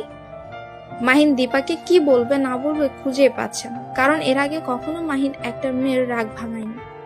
তাই সে জানে না যে একটা মেয়ের রাগ কিভাবে ভাঙাতে হয়। মাহিন মহা মুশকিলে পড়ে গেল। কি করবে সে এখন বুঝতেছে না। কিভাবে যে তার মহারানী রাগ ভাঙাবে সে টেনশনেই মরে যাচ্ছে। দেখো আমি কখনো কোনো মেয়ের এভাবে রাগ ভাঙাইনি যে আমি জানবো একটা মেয়েকে কি করলে তার রাগ ভাঙে। এখন তুমি যদি দয়া করে তোমার রাগটা কন্ট্রোলে না রাখো, তাহলে কিন্তু রাগ ভাঙাতে পারবো না আমি। কুত্তা বিড়াল, তোর সাহস কি করে হয়? তুই আমাকে একা একা বাসায় রেখে তুই এই নদীতে এসেছিলি আর অন্য মেয়ের দিকে তাকিয়েছিলি, তার সাথে মজা নিয়েছিলি, তাই না? তোর সাহস কত বড়, তোর কলিজা কত বড়, আজকে দেখে নেব। বাসায় যা আগে। মাহিন কি বলবে বুঝতে পারছে না দীপার কথা শুনে, কারণ মাহিন কখনো এখানে একটা মেয়ের জন্য আসেনি, কারণ তার ফ্রেন্ড সার্কেলটা তাকে এখানে নিয়ে এসেছিল প্রথম। আর তখন থেকে মাহিনের একটা প্রিয় জায়গা হয়ে গেছিল এই নদীর ধার। তার জন্যই মাহিন প্রতিদিন বিকেলে এই নদীর ধারে আড্ডা দিতে আসতো তার বন্ধুদের সাথে। কিন্তু দীপা এটা কি বলতেছে সে তো বুঝতেছে না। কখনোই তো কোনো মেয়ের জন্য নদীর পাড়ে আসেনি সে। সত্যি বলতেছি, আমি কখনো একটা মেয়ের জন্য এখানে কখনোই আসিনি। আমি শুধু এই নদীর যে সৌন্দর্যটা আছে সেটাকে উপভোগ করার জন্য এসেছিলাম এখানে। সেটা না হয় বুঝলাম, নদীর সৌন্দর্য উপভোগ করার জন্য এসেছিলে, কিন্তু তুমি যে স্মৃতির কথা বললে সেই স্মৃতিগুলো কি আমাকে তো বললা না তুমি? দেখো, আমরা তো ছোট থেকে একসাথে বড় হয়েছি, তাই না? আর তুমি তোমার বান্ধবীদের সাথে ঘুরেছো, বন্ধুদের সাথে ঘুরেছো। আমি তো সেই বিষয়ে কোনো কিছু জানতে চাইনি। তুমি জানতে চাওনি তো কি হয়েছে? আমি জানতে চাই, আমাকে বলতে হবে, কারণ আমার জানার অধিকারটা আছে এখন। দেখো, আমি এখন তর্ক করতে চাই না। সামনে তাকিয়ে দেখো সূর্যটা কিভাবে তলিয়ে যাচ্ছে। সেটা তুমি দেখো, আমাকে দেখতে বলবা না বলে দিলাম। আর শোনো, তুমি কেন আমাকে বলবা না এই কথা বলো আগে। বললাম তো, আমার কিছু সমস্যা আছে, তার জন্য তোমাকে এই কথাগুলো বলা যাবে না। আমি তো তোমার পার্সোনাল কোনো কথা জিজ্ঞেস করিনি, তাহলে তুমি কেন আমাকে জিজ্ঞেস করবে? তুমি জিজ্ঞেস করনি তাতে কি হয়েছে? আমি জিজ্ঞেস করেছি, আর আমার প্রশ্নের উত্তরগুলো তুমি দিতে বাধ্য, তাই না? দেখো, আমিও যদি তোমার অতীত নিয়ে নাড়া দিতে চাই না, তাহলে তুমি কেন আমার অতীত নিয়ে নাড়া দিতে চাও বলো? তুমি কি মজা পাবে আমার অতীত নিয়ে নাড়া দিয়ে? তার মানে তোমার অতীতে নিশ্চয়ই কোনো মেয়ের বিষয়ে কাহিনী আছে, যার কারণে তুমি তোমার অতীতটা আমাকে বলতে চাচ্ছ না। যেহেতু একসাথে বড় হয়েছি, তোমার সাথে তো আমার তেমন মনে ঘনিষ্ঠ ছিল না। চলো, এখানে আর এক মুহূর্ত আমি থাকতে পারছি না। এখন আমরা বাসায় যাব, আর কোনো কথা হবে না এখানে। তুমি যদি আর একটা কথা বলেছো তাহলে কিন্তু ভালো হবে না। এখন আমরা বাসায় যাচ্ছি, কারণ তোমার উল্টাপাল্টা কথা শোনার সময় নেই এখন আমার। তুমি যদি আর একবার এই কথা মুখ দিয়ে উচ্চারণ করেছো তাহলে কিন্তু ভালো হবে না, বলে দিলাম। আমি বুঝতে পারলাম না তুমি হঠাৎ করে এত রেগে যাচ্ছ কেন আমার উপর। নিশ্চয়ই এর পেছনে কোনো কারণ আছে, সেটা তো আমাকে জানতেই হবে, তাই না? তুমি যদি না বলো তাহলে আমি কিভাবে জানবো? সেটা তোমাকে জানতে হবে না, কারণ আমি তোমাকে সেটা বলতে চাচ্ছি না। তুমি এখন বাসায় যাবে, এটাই হলো বড় কথা। আর যদি একটা কথা এখানে বলেছো তাহলে ভালো হবে না, বারবার বলতেছি। আমার রাগ তোলাবে না। তারপরে তুমি কিসের জন্য আমার সাথে এরকম করতেছো? আমি বুঝতে পারছি না, সামান্য একটা বিষয় নিয়ে তুমি আমার সাথে এত রাগারাগি করতেছো কেন, বুঝলাম না। নিশ্চয়ই এর ভেতরে গভীর কোনো রহস্য আছে, যার জন্য তুমি আমাকে এত থ্রেট করতেছো। বলতেছি না এখানে কোনো গভীর রহস্য নেই। আমি বলতেছি তো, আমি শুধু আমার স্কুলের বন্ধুদের সাথে এখানে আসতাম, তাও আবার ছেলে বন্ধু, কোনো মেয়ে না। আর তুমি যে কি ভাবতেছো সেটা দেখার এখন আমার সময় নেই, কারণ সন্ধ্যা পার হয়ে রাত হতে চলেছে।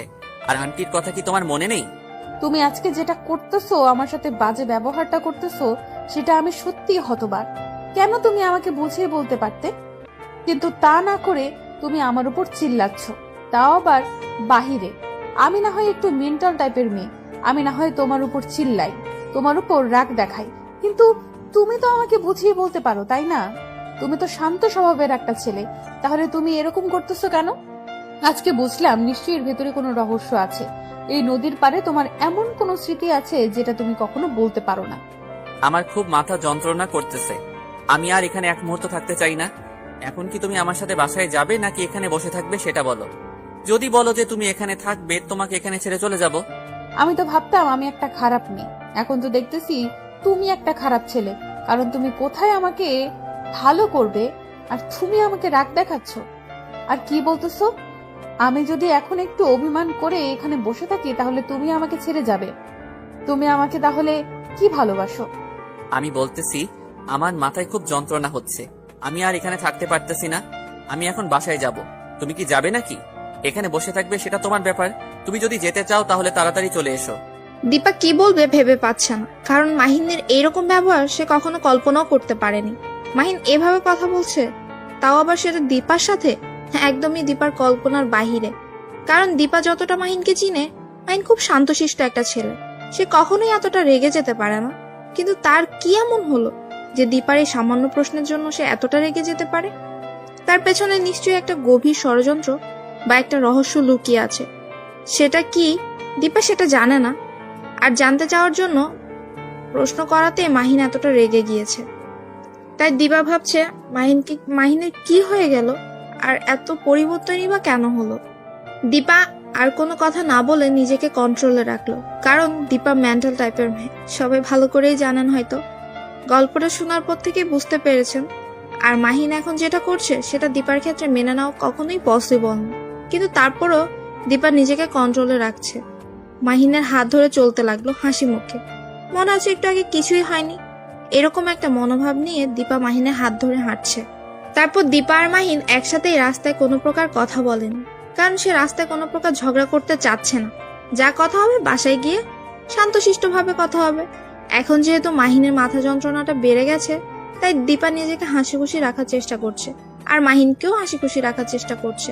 কারণ ডাক্তার বলেছে মাহিনকে উত্তেজিত হতে দেওয়া যাবে না, তাহলে বড় ধরনের একটা দুর্ঘটনা ঘটে যেতে পারে তার সাথে, যার কারণে নিজেকে কন্ট্রোলে রাখতে হচ্ছে। আস্তে আস্তে ভালোবাসা শুরু করে দিয়েছে তার ভালোবাসার মানুষকে। সে চায় না তার ভালোবাসার মানুষের কোনো ক্ষতি হোক, সে ক্ষতি হতে দিতে পারে না। তারপর একটা রিক্সা করে সন্ধ্যাটা উপভোগ করতে করতে দীপা আর মাহিন দুজনেই হাসি খুশি ভাবে বাসায় ফিরে আসলো। তাদের হাসি দেখে সেতু বেগমের মনে প্রশান্তি বিরাজ করতে লাগলো। কি ব্যাপার, তোমরা তাড়াতাড়ি চলে আসলে যে? আমি তো ভেবেছিলাম অনেক রাত হবে আর আমাকে অনেক রাত তোমাদের জন্য অপেক্ষা করতে হবে, কিন্তু তো আমার ভাবনা ভুল করে দিয়ে তোমরা সন্ধ্যার মধ্যেই বাসায় ফিরে আসলে। ব্যাপার কি, এত তাড়াতাড়ি তোমাদের ঘোরাঘুরি শেষ? আসলে আন্টি হয়েছে কি, আমার মাথায় যন্ত্রণা করতেছে তো তার কারণে চলে আসলাম। বাইরে থাকতে ইচ্ছা করতেছে না। এমনিতেই যানবাহনের যত শব্দ সব মাথার ভিতরে লাগতেছে, তার জন্য বাসায় ফিরে আসলাম। কি বলতেছো তুমি? তোমার মাথার যন্ত্রণা হচ্ছে? তুমি গিয়ে বিশ্রাম নাও, আর তোমাকে দাঁড়িয়ে থাকতে হবে না এখানে। আর হ্যাঁ, আর কখনো আমাকে আন্টি বলে ডাকবে না, এখন থেকে আম্মু ডাকবে। আমারও তো ইচ্ছে করে যে তোমার মুখ থেকে আম্মু ডাক শোনার, তাই না? আচ্ছা, তাহলে এরপর থেকে আন্টি না ডেকে আম্মু বলে ডাকবো, সমস্যা নেই। এখন তাহলে আমি একটু রুমে যাচ্ছি। আমার কেমন জানি মাথায় খুব যন্ত্রণা হচ্ছে, হয়তো বিশ্রাম নিলে ঠিক হয়ে যাবে। আর আমার কি ওষুধ বাসায় আছে? তোমার রুমে আমি একটু আগে ওষুধ রেখে আসলাম। একবার তোমার রুমে গিয়েছিলাম, গিয়ে দেখি তোমার ওষুধ শেষ হয়েছে, তাই আমি একটু বাইরে গিয়েছিলাম একটু কাজে। সেখান থেকে ফেরার পথে তোমার জন্য ওষুধগুলো নিয়ে এসেছি। যাও, সেখান থেকে কিছু ওষুধ খেয়ে নাও। আচ্ছা, আমি তাহলে রুমে যাচ্ছি। দীপা, তুমি আম্মুর সাথে কথা বলো, তার সাথে রান্নার কাজে সাহায্য করো। আমি একটু বিশ্রাম করি, তারপর খাবার সময় আমাকে ডেকে নিয়ে এসো, সবাই একসাথে খাবার খাবো। দীপা মাহিনের সাথে কোনো কথা বলল না। মাহিন সেখান থেকে চলে গেল। দীপা গম্ভীর হয়ে গিয়ে তার আম্মুর কাছে বসে পড়ল। তার আম্মু বুঝতে পারলো তার মেয়ের মন প্রচুর পরিমাণ খারাপ, কারণ তার চোখ দেখে আর মুখ দেখে স্পষ্টভাবে বোঝা যাচ্ছে সেতু বেগমের মনের ভেতর শান্তিটা মুহূর্তের মাঝে বিলীন হয়ে গেল। সেতু বেগম দীপাকেই প্রশ্ন জিজ্ঞেস করবে সেটাই খুঁজে পাচ্ছে না, কারণ কি নিয়ে যে তার মন খারাপ তা তো সেতু বেগম জানেই না।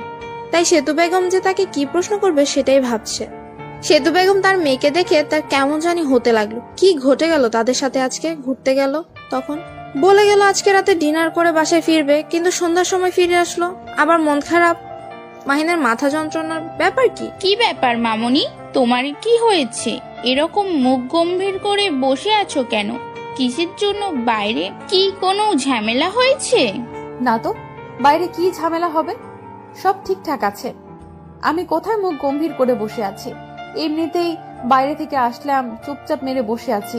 এটা তোমার কাছে আবার গম্ভীর মনে হলো? আমি তো প্রায় মাঝে মাঝে এরকম বসে থাকি, তাই না?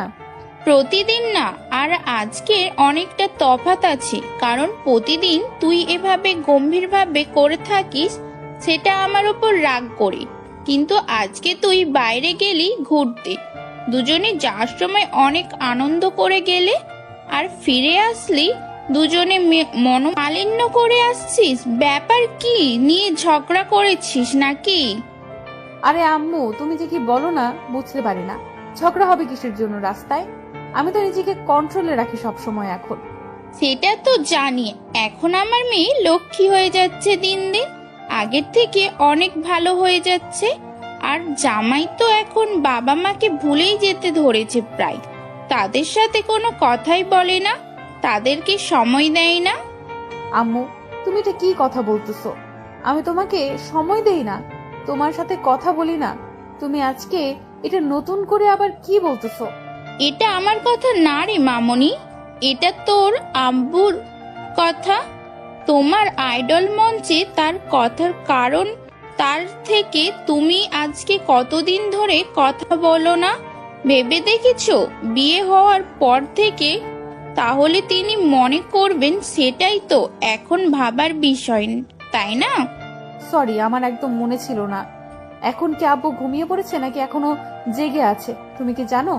সেখানে তো এখন গভীর রাত হয়ে তো ঘুমিয়ে পড়েছে। আমার সাথে কথা বলার পর বলেছিল সে ঘুমিয়ে পড়বে। এখন হয়তো ঘুমিয়ে পড়েছে, কারণ আমার সাথে কথা বিকেলে বলেছিল। তাহলে কালকে কথা বলে নেব। এখন আমি একটু রুমে যাচ্ছি, রুমে গিয়ে দেখি তোমার জামাইবাবুর কি খবর। আচ্ছা, আমার রান্নার কাজ প্রায় শেষ, তোরা এসে ঠিক তাই গল্প করলাম না একটু তোদের সাথে। আমি রান্নার কাজটা শেষ করে তাকে নিচে ডেকে আনছি, তুই গিয়ে দেখ মাহিনের কি খবর, বেশি হলো না কি কমলো। তারপর দীপা সেখান থেকে উঠে উপরে চলে আসলো। এসে দেখে মাহিন শুয়ে আছে মাথায় হাত দিয়ে। দীপার মনে শুধু এখন একটাই চিন্তা করতেছে, মাহিনের কি এমন নদীতে আছে সেটা সে জানে না। না জানাই স্বাভাবিক, কারণ ছোট থেকে তাদের সাথে মেশা হয়নি তেমন। তারপর দীপা গুটি গুটি পায়ে মাহিনের মাথার কাছে গিয়ে বসে পড়লো, আর দীপার এক হাত মাহিনের মাথার উপর দিল। মাহিনের মাথায় হাত বুলিয়ে দিতে লাগলো। মাহিন চোখ খুলে তাকিয়ে দেখে দীপা তার পাশে বসে আছে। মাহিন দীপাকে দেখে শক্ত করিয়ে জড়িয়ে ধরলো। সেটা দেখে দীপা অবাক হয়ে গেল। মাহিনের ভিতর কি এমন চলছে সেটা দীপাকে জানতেই হবে। আচ্ছা, তুমি আমাকে একটা কথা বলবে, তোমার কি হয়েছে? তোমার ভিতর কি চলতেছে? আর তুমি সেই নদীর পাড় থেকে আসার পর থেকে দেখতেছি তোমাকে অন্যরকম দেখাচ্ছে।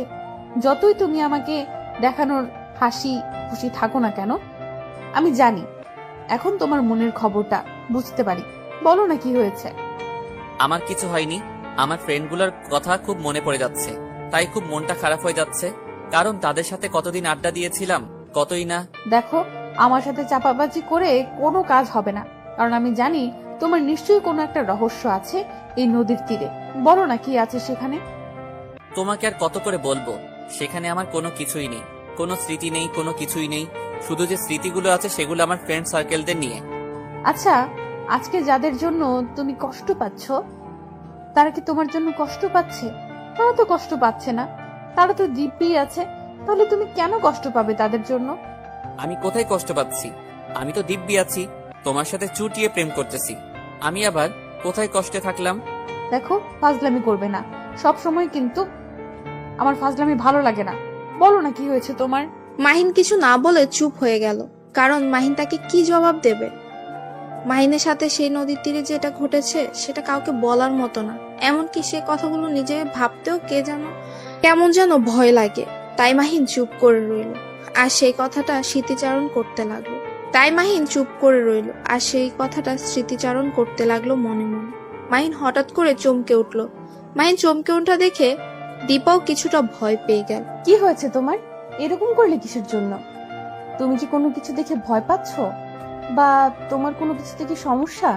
আরে বলো না তোমার কি হয়েছে। আমি বুঝতেছি না তো, আমার খুব ভয় লাগছে তোমাকে নিয়ে। তোমার কি হয়েছে আমাকে বলবা না তুমি? কই, আমার তো কিছু হয়নি, আমি একদম ঠিক আছি। তুমি কি বলতেছো? আমি তো ঠিক আছি, আমার তো কোনো কিছু হয় নাই। তুমি কি বলেছো আমি বুঝতেছি না তো। দেখো, এরকম ন্যাকামি করবে না। তোমার কি হয়েছে বলো, আমার খুব টেনশন হচ্ছে তোমাকে নিয়ে। তোমার কখন কি হয়ে যায় বুঝতেছি না, আমার খুব টেনশন হচ্ছে, বারবার বলতেছি। তারপরেও তুমি আমার সাথে এরকম মজা করতেছো, কিছুই বুঝি না। তুমি বললে তোমার সমস্যা কি আমাকে বলতে হবে তো, তাই না? আমার তো জানার অধিকার আছে। তুমি সত্যি আজব কথাবার্তা বলতেছো। আমার তো কিছু হয়নি যে আমি তোমাকে সেটা বলবো। আমার তো অতীতের তেমন কোনো ঘটনা নেই বা রহস্য নেই যেটা তোমাকে বলবো। আমি তো একদম স্বাভাবিক ছিলাম। তুমি আর আমি ছোট থেকে একসাথে বড় হয়েছি, তারপর তুমি বুঝতেছো না? আমার যদি কোনো কিছু ঘটে যেত তাহলে নিশ্চয়ই তো তুমি জানতে পারতে, তাই না? বুঝতে পারতেছি, তুমি এইভাবে আমাকে বলবে না, তাই না? আচ্ছা, বলতে হবে না। আমি আর এই বিষয় নিয়ে তোমাকে কোনো কথা বলবো না। তোমাকে আমি সুস্থ দেখতে চাই। তুমি যদি এটা নিয়ে কোনো টেনশন করেছো তখন দেখবে। আমি তো কোনো কিছু নিয়ে টেনশন করি না। তুমি আমাকে টেনশন দিচ্ছ কারণ তুমি বারবার এটা বলতেছো। আর কি কি বলতেছো? আমার তো তোমাকে নিয়ে টেনশন হচ্ছে। তোমার মাথায় কোনো সমস্যা হলো না তো? একদম ভালো হবে না বলে দিচ্ছি। পিটানি শুরু করে দিব। আমার খুব খারাপ লাগতেছে তোমার এই ব্যবহারগুলো, কেন জানি মেনে নিতে পারতেছি না। দেখো, আচ্ছা হইছে, আর মেনে নিতে হবে না। এখন আমাকে একটু আদর করে দাও তো, আমার খুব আদর খেতে ইচ্ছা করতেছে। তোমার সেই নরম হাতের একটু গরম আদর এখন পেতে চাই। একটু গরম করে দিবা আমাকে? এখন কোনো মজার মুডে আমি নেই যে তোমাকে আমি মজা দেব এখন, বুঝছো? এখন আমি অনেক টেনশনে আছি, আমাকে আমার মতো থাকতে দাও। তুমি শুয়ে আছো, শুয়ে থাকো। আমি এখন কাউকে গরম করতে পারবো না। কে বলেছে তুমি গরম করতে পারবে না? তুমি পারবে গরম করতে। এইভাবে গোমরা হয়ে বসে আছো কিসের জন্য? আসো না, একটু গরম হয়ে যাই। বলছি না হবে না, তারপরেও এরকম করতেছো কিসের জন্য? আমার সাথে চুপচাপ যেখানে শুয়ে আছো সেখানে গুটিসুটি মেরে শুয়ে থাকো। এখন আমি নিজেই বলতেছি, এখন কাছে আসবে না, তাই তো? যখন তুমি কাছে আসতে চাইবে তখন দেখবে যে আমি তোমাকে কাছে টেনে নেব না। তখন দেখবো মজা কাকে বলে। আমার যখন ইচ্ছা হবে আমি সবকিছু জোর করে নিতে পারি, এটা কাউকে বলতে হবে না। তার মানে তুমি বোঝাতে চাচ্ছ এখন আমিও তোমাকে জোর করে সবকিছু করি, তাহলে তোমার ভালো লাগবে, তাই না? আচ্ছা, তাহলে সেটাই করতেছি। দেখো, একদম ভালো হবে না। তুমি আমাকে এখন স্পর্শ করবে না, ভালো লাগতেছে না, আমার খুব টেনশন হচ্ছে। আর তুমি দেখো, আমি এখন কোনো কথা শুনতে চাচ্ছি না। তাড়াতাড়ি এখানে শুয়ে পড়ো, তাহলে খুব ভালো হয়। কারণ আমার এখন জড়িয়ে ধরতে ইচ্ছা করতেছে কাউকে। আমি এখন শুয়ে পড়তে পারতেছি না। আমি বলেছি না আমি বাইরে যাচ্ছি, আম্মুকে রান্নার কাজে সাহায্য করব। তুমি তো বলে আসলে একটু আগে, তাই না? আমি বলে এসেছিলাম, তাহলে তুমি আবার ঘরে আসলে কিসের জন্য? ঘরে যেহেতু এসেছো তাহলে একটু আমাকে চুম্মাচাটি দিয়ে যাও। দেখো, একদম ভালো হবে না, লুচ্চামি বন্ধ করো। আর একটা যদি লুচ্চামির কথা বলেছো তাহলে কিন্তু ভালো হবে না বলে দিচ্ছি। লুচ্চামির কি হলো এখানে? স্বামী স্ত্রী আমরা, এখানে লুচ্চামির কথা কোথা থেকে আসবে শুনি? আমি কি অন্য মেয়ের দিকে তাকাচ্ছি, নাকি তুমি চাও আমি অন্য মেয়ের কাছে চলে যাই? একদম এইরকম কথা যদি মুখ দিয়ে উচ্চারণ করেছো না, তাহলে পিটাইতে পিটাইতে মুখ ভেঙে ফেলবো। মানুষ চেনো তুমি? আমাকে অন্য মেয়ের কাছে যাবে কিসের জন্য? আমাকে রেখে অন্য মেয়ের কাছে যাবে কিসের জন্য? আমার কাছে কিসের অভাব পড়েছে নাকি? আমার কাছে কি অভাব পড়েছে নাকি? অভাবে তো পড়েছে, তা না হলে এত জোর করতেছি তারপর তুমি আমাকে একটু আদর করে দিচ্ছ না। মনে হচ্ছে যে অভাব পড়ে যাচ্ছে দিন দিন, তার জন্য তুমি আমাকে আদর করে দিচ্ছ না, তাই তো? মাহিনের কথা শুনে দীপার রাগ একদম চরম পর্যায়ে উঠে গেল। দীপা মাহিনের এ কথাটা কেন যেন মেনে নিতে পারছে না, কিন্তু মাহিন যেটা শুরু করে দিয়েছে সেটা দীপা কোনোভাবেই মেনে নিতে পারছে না। কারণ দীপার এখন এসব না করাই ভালো। যে কোনো সময় দীপার আম্মু ডাক দিতে পারে, তার জন্যই দীপা নিজের রাগটাকে কন্ট্রোল করার চেষ্টা করছে। কিন্তু মাহিনের কথা শুনে আবার নিজের কন্ট্রোলও হারিয়ে ফেলতেছে বারবার। হঠাৎ করে দীপা মাহিনের চুল হাতের মুঠোয় নিয়ে মাহিনের ঠোঁটে নিজের ঠোঁট বসিয়ে দিল। আর মাহিন একদম অবাক হয়ে চোখ বড় বড় করে দীপার দিকে তাকিয়ে রইল। মাহিন শুধু দীপার সাথে একটু মজা করছিল আর দীপাকে একটু রাগাচ্ছিল, কিন্তু দীপা যে বিষয়টা সিরিয়াসলি নিয়ে নেবে মাহিন কল্পনাও করতে পারেনি। আর মাহিন চেয়েছিল যে দীপাকে রাগিয়ে দিতে, আর দীপা নিজের কন্ট্রোল হারিয়ে ফেলে মাহিনের ঠোঁটে নিজের ঠোঁট বসিয়ে দিয়ে উড়াধুরা কিস করতে লাগলো। মাহিনও কম কিসের, মাহিনও শুরু করে দিল সবকিছু, কারণ তারা তো স্বামী স্ত্রী, তাদের তো সবকিছুই বৈধ, এখানে যা চলবে সবই বৈধ। তাই মাহিন নিজেকে কন্ট্রোল না করে নিজের বউকে ভালোবাসা দিতে ব্যস্ত হয়ে পড়লো। দীপা মাহিনের ঠোঁটের 12টা বাজিয়ে মাহিনের ঠোঁট ছেড়ে দিল। তারপর দীপা নিজের শরীর মাহিনের শরীরের উপর এলিয়ে দিল। এরপরও কি তুমি বলবে যে আমার মাঝে ভালোবাসার অভাব আছে? যদি আর কোনো দিন এই কথা বলেছো তাহলে দেখবে সেদিন তোমার কি অবস্থা করে ছেড়ে দেই। এটা কি করলে তুমি? তুমি আমার ঠোঁটের 12টা বাজিয়ে ছেড়ে দিলে। দেখো কি কামড়টা দিয়েছো, রক্ত বের হচ্ছে। রক্ত বেরোচ্ছে, ভালোই হচ্ছে, কারণ তোমার না খুব শখ আমার আদর খেতে। এখন দিলাম গরম করে, সারাদিন গরম থাকবে। কেমন হলো? তুমি আমার সাথে মজা করতেছো তাই না? আমার ঠোঁটের 12টা বাজিয়ে ছেড়ে দিবে, এখন আবার যাতা বলতেছো? অনেক হয়েছে, এখন যাও গোসল করে নাও। আর আমি দেখি আম্মুর রান্না কত দূর। আম্মুর নাকি রান্না প্রায় শেষ হয়েছিল, তাই আমাকে রুমে পাঠিয়ে দিয়েছিল তোমার সেবা করার জন্য। আর তুমি যেটা করতেছো আমার সাথে, সেটার বদলে যে তোমার কি করা উচিত। তাই নাকি? তাহলে আমার পায়ে ব্যথা করতেছে, আমার পা মালিশ করে দাও। আমার নাকি সেবা করার জন্য তুমি এখানে এসেছো, তাহলে এখানে বসে আছো কিসের জন্য? তুমি কি আমার উপর প্রতিশোধ নিচ্ছ নাকি? আমি যেটা করেছি তোমার সাথে তার কি উল্টো প্রতিশোধ নিচ্ছ এখন আমার ভালোবাসার দুর্বলতা নিয়ে? সেটা কেন হতে যাবে? আমি তো শুধু তোমার সাথে একটু ফান করলাম, আর তুমি তো দেখি সিরিয়াসলি কথাটা নিয়ে নিয়েছো। আমি এমনিতেই মজা করে বললাম তোমাকে। আচ্ছা অনেক হয়েছে, এখন যাও গিয়ে গোসলটা করে নাও। আমি আম্মুর কাছে গিয়ে দেখি রান্না কত দূর, আমার খুব ক্ষুধা লেগেছে। আমার তো আর কোনো কাজ নেই, সকালে গোসল করি, রাতে গোসল করি, যখন বলবে তখন আমি গোসল করব, তাই না? আমি বুঝলাম না তুমি এরকম কেন এত নোংরা হয়ে থাকো, কিসের জন্য? তুমি বাহিরে কতক্ষণ ঘোরাঘুরি করলে, নদীর ধারে গেলাম, কত ধুলো বালি জমে আছে, আর তুমি এখন বলতেছো গোসল করবে না? এটা কি করে হয়? দেখো, এই নোংরা মানুষটার সাথে তোমাকে সারা জীবন কাটাতে হবে। এখন যদি ইচ্ছা হয় তাহলে থাকো, না হলে চলে যেতে পারো তোমার রুমে। যাও, আমি আমার রুমে আছি। আচ্ছা আমি বাইরে যাচ্ছি এখন, এসে যেন দেখি গোসল করো নাই, তারপর দেখবে কি করি। এখন কিছু করব না, বোঝো না? এখন আমি বাইরে যাচ্ছি, এখন আর কারোর সাথে কথা বলার ইচ্ছে নেই আমার। এখন আমিও কারোর সাথে কথা বলতে চাই না, এখন আমি একা থাকতে চাই। এখানে এসে বকবক করার কি আছে? আমি তো তার কথা শুনি না, আমি কানে তুলো দিয়েছি। ভালো হবে না বলে দিচ্ছি, তুমি যদি আরেকবার আমার সাথে এরকম করেছো তাহলে সত্যি সত্যি কিন্তু কি যে করব বুঝতেছি না, তাই চুপ থাকো। মাহিন চুপ করে রইল, আর কোনো কথা বলল না। দীপাও রুম থেকে বেরিয়ে গেল। সেতু বেগম রান্নার কাজ শেষ করে টেবিলের উপর সবকিছু সাজিয়ে রাখছে, আর তার মেয়েকে দেখে কিছু বলল না, চুপচাপ তার মতো কাজ করে যাচ্ছে। সেটা দেখে দীপা বুঝতে পারলো তার আম্মু নিশ্চয়ই কোনো একটা কারণে তার উপর একটু রেগে আছে।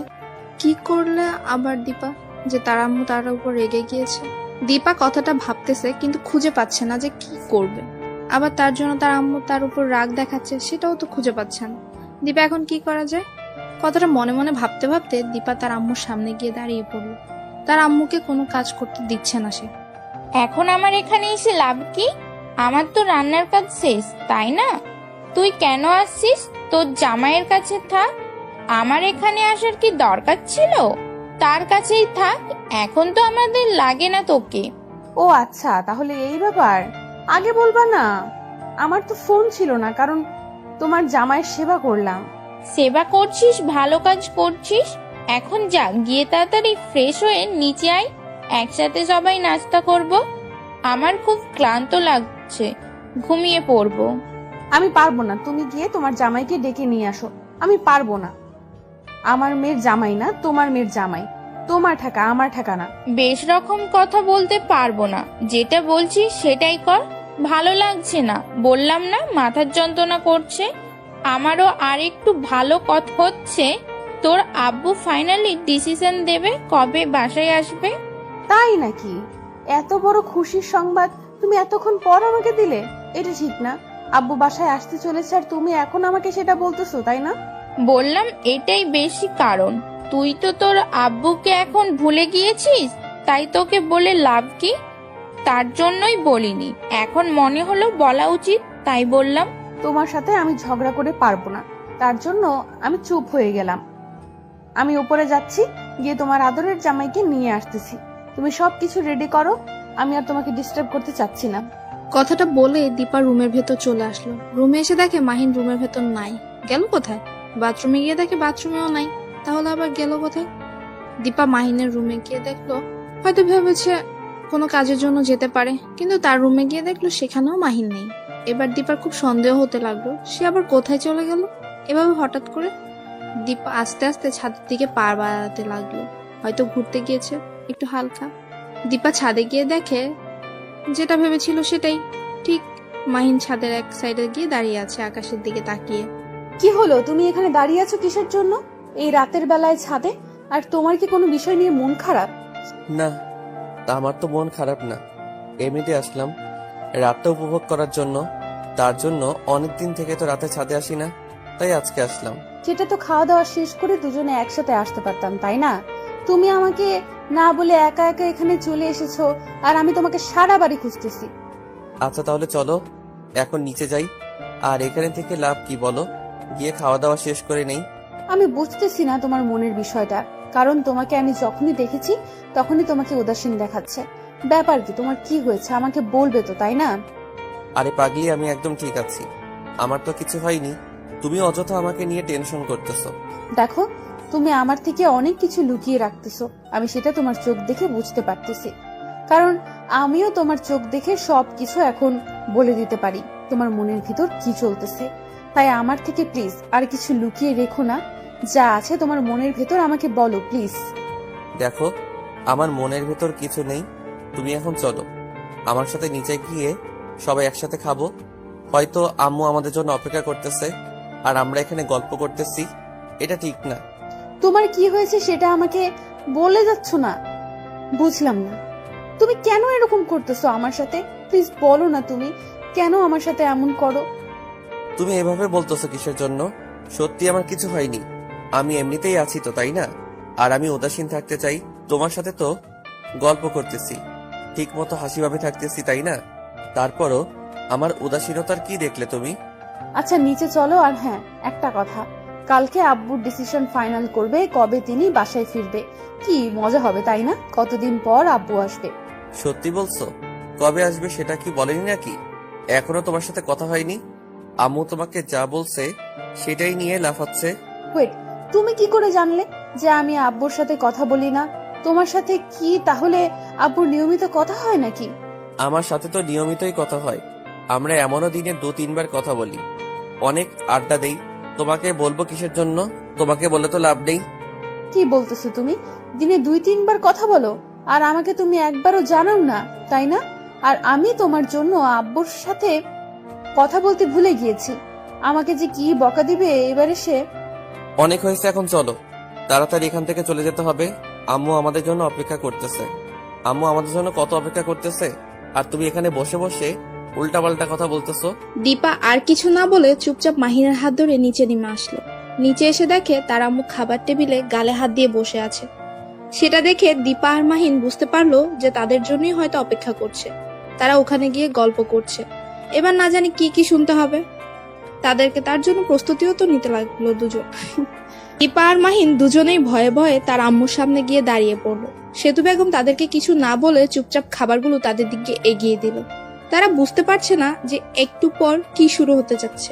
সেতু বেগম কিছু বললো না, তাদের সাথে তাদেরকে কি বা বলবে? তারা তো নতুন দম্পতি, তাদের তো আলাদাভাবে ছেড়ে দিতেই হবে, কথা শোনালে তো আরো হবে না। সেতু বেগম চুপচাপ তার ইচ্ছে মতো খাবারগুলো তাদেরকে বেড়ে দিচ্ছে আর নিজেও খাচ্ছে, কোনো কথা বলছে না এ বিষয় নিয়ে। সেটা দেখে দীপা মাহিনের দিকে তাকাচ্ছে, মাহিন দীপার দিকে তাকাচ্ছে, কিন্তু কারো মুখ দিয়ে কোনো প্রকার কথা বেরোচ্ছে না। সবাই যার যার মতো খাবার খাচ্ছে, কেউ কোনো কথাই বলছে না। সেতু বেগম মাহিনকে আর দীপাকে সবকিছু দিতে লাগলো। মাহিন দীপার দিকে তাকাচ্ছে, কিন্তু কিছু বলতে পারছে না। কি জানি কি বলবে, তার জন্য চুপ করে রইলো। আর মাথা নিচু করে দীপা আর মাহিন দুজনেই খেতে লাগলো। খাবার খাওয়া শেষ করে সেতু বেগম দীপাকে বলে নিজের রুমে চলে গেল আর দরজা বন্ধ করে দিল। দীপা আর মাহিন অবাক হয়ে তার দুজনের দিকে তাকিয়ে রইল। মন খারাপ নাকি তার? কিন্তু কেউ কিছু বলল না কেন? চুপ করেই রইল।